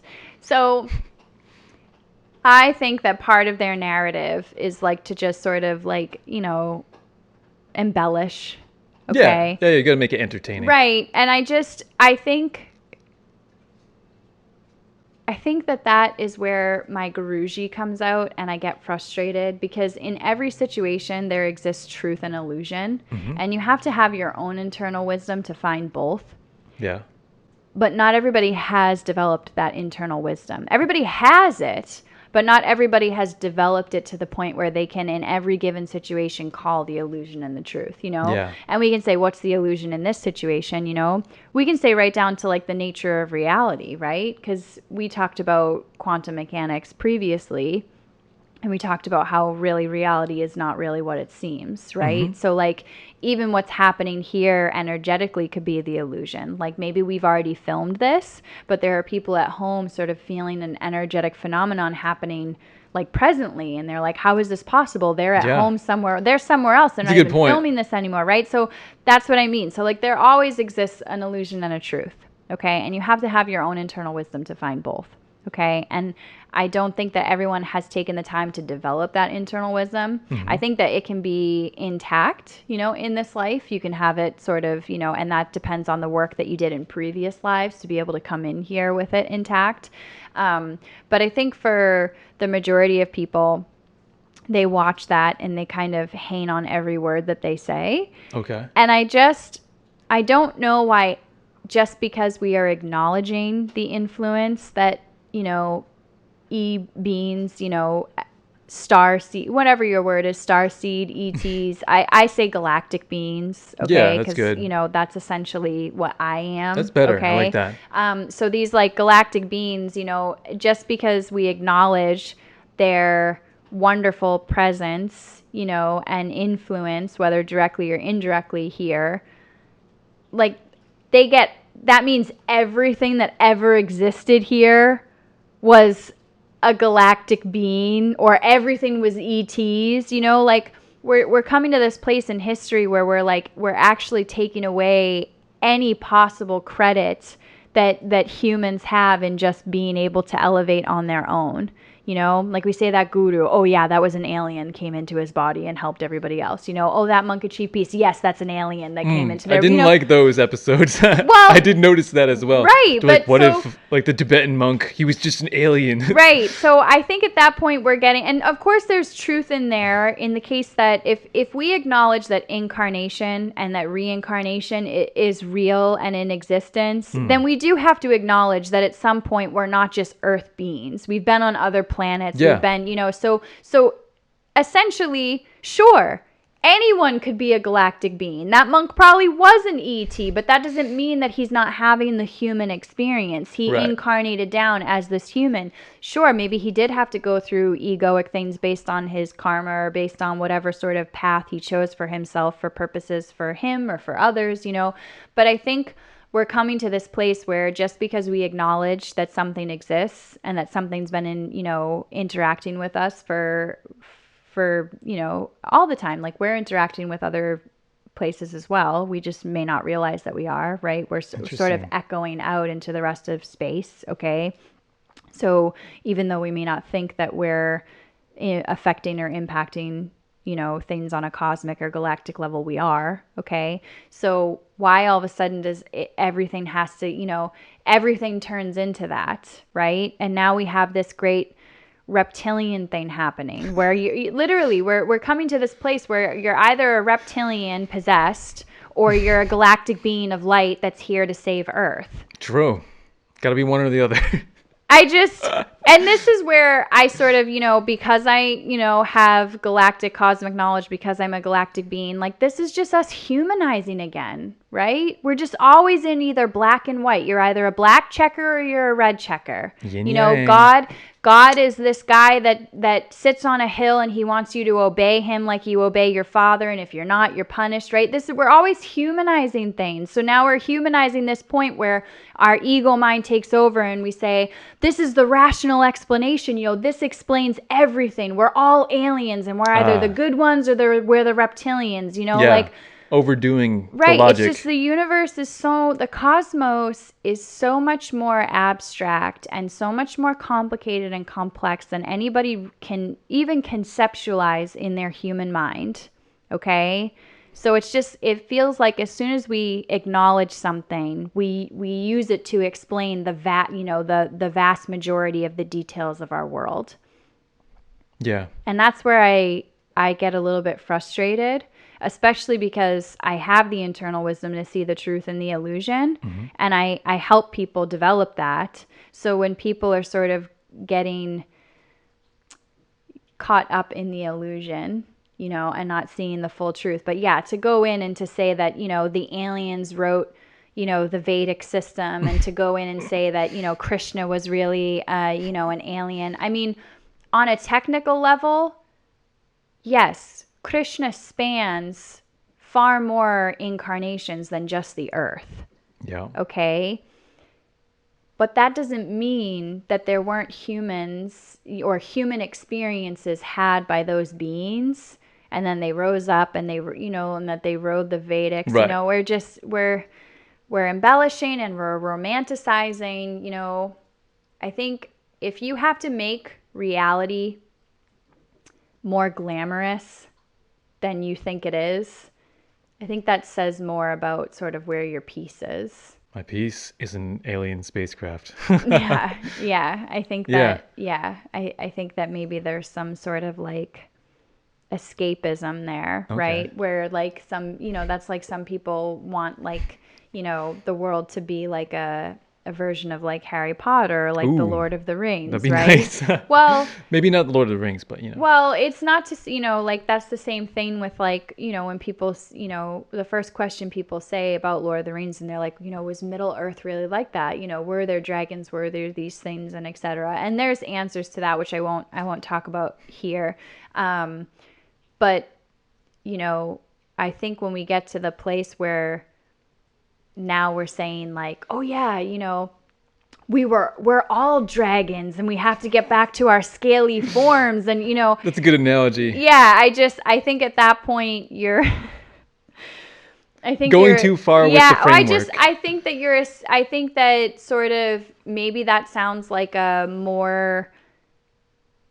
maybe that helps your mind conceptualize a form of reality that sort of makes you feel more elevated, or whatever, more positive, or things more like that. Secure, but I think, more safe. But I think that it's very, very important, and this doesn't have to do with right or wrong. It's important on a soul level for the growth of your soul. It is really important to always have the wisdom to find the truth versus the illusion. Because if you get caught up in the illusion, then you're just wasting time. And you're not making the steps required to continue your evolution or to continue your growth, because you're kind of like off, going crazy in a coloring book, You're just scribbling and not even drawing. They're like, hey, Paul, remember what you came down here? Remember what you signed up for? And you're like, no, you don't understand. I am on a whole different shade of red with this Care Bear here. I gotta keep coloring. And they're all red. They're like, it's gonna be all red. Okay, Paul. Everything's an alien. Yeah. I'm good. I don't have to think for myself. I don't have to evolve. I figured it out. I'll just impose this framework on everything. Yeah, that sounds good. I don't need discernment. I don't need critical thinking. Yeah, that's my only qualm with it, is that right now I just see a lot of, I am biased and partial to galactic beings for sure. Okay, Okay. love them very much. But I don't think that we should take all the credits away from having a human experience and rising above it. Yeah. Like, that especially reminds me of the father of yoga, Patanjali. Ooh. Okay. Like, whether he was a galactic being on the soul level or not, he was he was in a human body, and he meditated in that human body and achieved that state of samadhi and channeled those sutras, Yeah. right? Yeah. So I think that all of a sudden saying, oh, well, he was actually, we could use any ET that people are that people know, but I think most people know like the Palladians, or the Orion constellation. So we'll say the Palladians, right? To all of a sudden take the experience that Patanjali had and say, oh, well, Patanjali, was actually a Palladian, which is, that's not saying that on the soul level that's not true. But to say that a Palladian came down into his body, gave him all that stuff, and the Palladians actually wrote all this, I think you're really underrating and discrediting all that being had to go through to achieve that. Right. Yeah. Well, that brings up a good point because I just realized or remembered a thought I had about this very topic where part of the problem is just that people don't know what humans are capable of. People don't know about the spiritual Yes. path. Yes. They don't know that people can do like everything Jesus did, he actually did in like real life. Like that wasn't just stories. But people don't know that. So we're like, oh, it was a fairy tale, obviously. But like people are doing that in India and like wherever else mystical training occurs. So yeah, part of the And problem with that's those interpretations, Yeah, and they that's just don't why know. I'm so passionate about my ashram that I want to open, and that's why, because Yeah. I'm learning these supernatural things. I'm the Siddha, and that's exactly what I believe is I want to show I'm doing this so I can show it to everyone. This isn't about me at the end of the day sitting on like a hill and saying, haha, I have all this power. I've got them. Yeah. I'm good. No, this is about how I want to show people what the human body is capable of. You are in this, human meat suit. That's like sort of what I coined, is like this meat suit. You're in this flesh body, but that doesn't mean that you're not capable of supernatural things. I want to I want everyone to become a siddha, right? So that's really my motivation for my ashram and opening my center, is that I want to pass this down. I want to teach people what they're capable of, and I want everyone to be a siddha. Right on. Yeah. Now, by ashram, do you mean the one that you currently have or like the one that you're planning on? No, so I planned it on a big one. So right Okay. now The I have more gigantic. of, so right now I have more of like a center, I would Yeah, call okay. it, like a Yoga center. meditation. Yeah, like Gotcha. a yogic center. But I want an ashram. Yeah, yeah. Yeah. Okay. And that was always we can say like that's what I've always been told to do, is I'm supposed to run an ashram. From like your higher self kind of thing, or like We the can say masters. I call them my mission control, because I know why I'm down here. Yeah. I dropped down here at baby zero, which is it's one of the most frustrating things. Yeah. Being conscious as a baby, that sounds like a nightmare. It's just, it's one of the most frustrating things. Oh, hold on, she's squeaking. Dana. She's squeaking. So yeah, so my meditation, the center that I have now is much more of a yogic center, but the ashram, that's what I'm required to do, is run an ashram. I'm not sure, the whole logistics of it, whether it's something I build or whether it's something that's given to me, but I'm supposed to run an ashram, essentially facilitate an ashram. And so, yeah, I call them my mission control. Cool. Okay. Because everybody has like, spirit guides and sort of higher beings that are invested in their path, not just on a spiritual level, but just on your incarnation. They're invested in your incarnation. And that can be a symbiotic relationship, because as you grow, they'll grow, because they may have pre-contracted things, But I've been away from karma for a long time. So I don't have the relationship in that regard. I'm very much more like what's like I consider as mission control. Like what would happen if somebody goes to the moon, right? And then they have sort of their mission control because sort of the person's on the moon, they're in that experience, but they really need that team that's behind the scenes, the logistics team, to like sort of get everything right and safe, correct, right? Yeah. So that's I've coined them my mission control, because I sort of know what I had to do, and I know what I'm here for. So, keeping contact with them. But like I said, I took that 7-year sabbatical, where I was like, I need some time off. And then I'm, no problem. I'll pick it back up. But yeah, starting at baby zero I think that's where we left off. Baby zero is one of the most frustrating things, I think. I think for everyone, because we all have to go through things, like the lessons and karma and things like that. But for elevated being or a being outside of karma, baby zero is definitely especially frustrating. Just because, I mean, imagine all the progress that you do and then, starting completely over. But to the point where, like, you had this progress where maybe you were working on, we'll say like Laghima is a siddhi, right? Like levitation. Mm-hmm. Okay. So your last life you were working on levitation, right? And you got so good at it that it turned into like telekinesis where you were levitating other things, right? Okay. And then, but all of a sudden, maybe like a year later, you passed away, right? And now you start at baby zero, and sure, that gift is still intact, ingrained somewhere in there for you to tap into and reawaken to. But I mean, at this point, you don't even know how to hold a fork yet. Yeah. Right? And you've got to wait 2 years to do it. 2 years. Maybe 3. Yeah.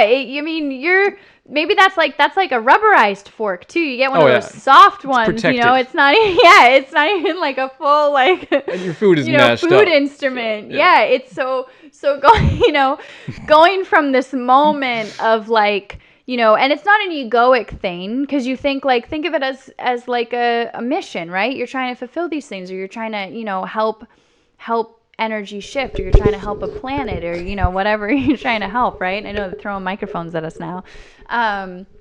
So you can imagine that, coming from that place of, it's like, I guess what I can equate it to, and this is like really tragic, is like where if you're an athlete and you're sort of at the top of your game and then you like sustain an injury and you have to go through like that physical therapy part of it, right? It's great. So it's really like, it's really frustrating in that way. And yeah, it's just, I wish there were better ways to drop down. There's only one way to drop down on Earth right now, and it's at baby zero. Right now, okay, that bodes well. Yeah, there's only one way to drop down right now, and that's baby zero. And yeah, it's a little disheartening sometimes. Yeah. Yeah. Disheartening. More like it sucks completely. Well, but, you find a way to make the most of it. Like for, I find a way to enjoy all of my childhoods, even the ones that come with adversity and things like that. I make the most of it all, but definitely it's like this, it's this waiting period of like, just waiting like this. Yeah, yeah. Yeah. That's why I always say to my students, I say, I'm prepared to die every day. I'm not afraid of death. Wow. And I think everyone should be prepared to die every day. That's like a mindfulness thing. Yeah. And I have that. But I do always say, that even though I'm prepared to die every day and I don't fear death, if I pass before I complete, what essentially needs to be completed, I will be very angry to go back to baby zero. Yeah. So I say that all the time. I'm prepared to die every day, but if somebody makes me have to start back at baby zero in the middle of this, I'm going to be very upset.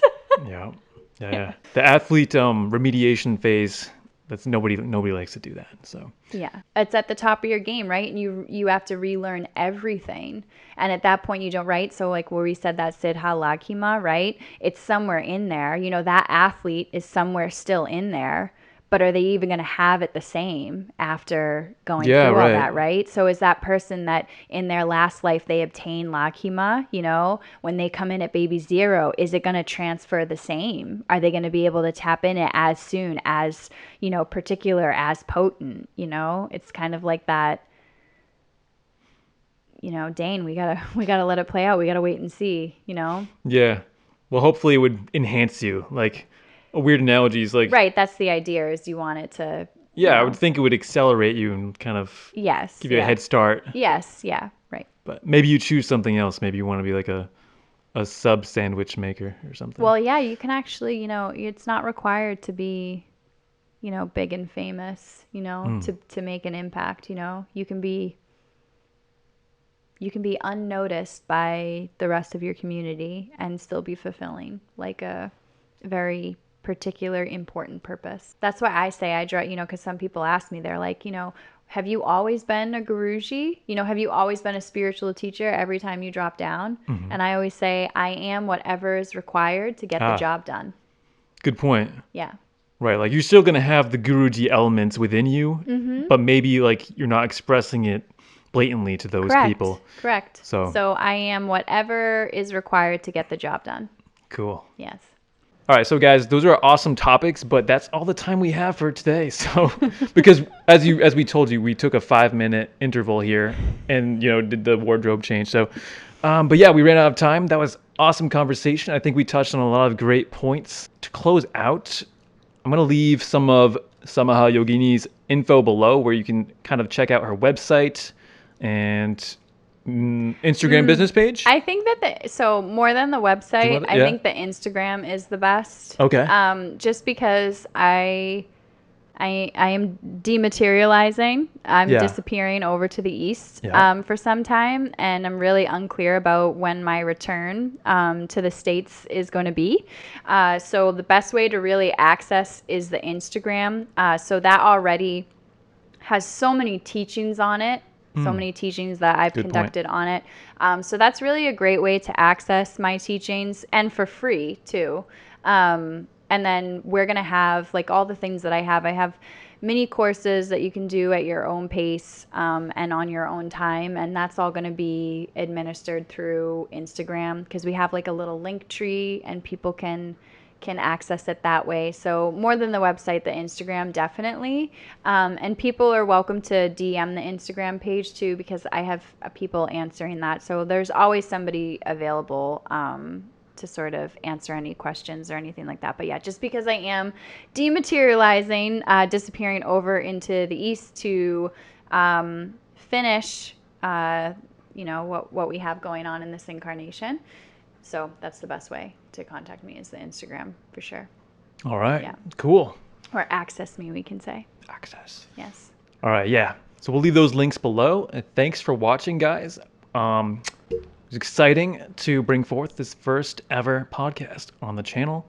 It was exciting to have this awesome guest. Thank you for having me. Yeah, my pleasure. So, peace out, guys. Hit like and subscribe. See you later. Namaste. Aliens don't need socks. They just... Yeah, some of them do, for sure. Really? Do tell about that No, later. that was more of a feet joke. They don't all have pretty feet.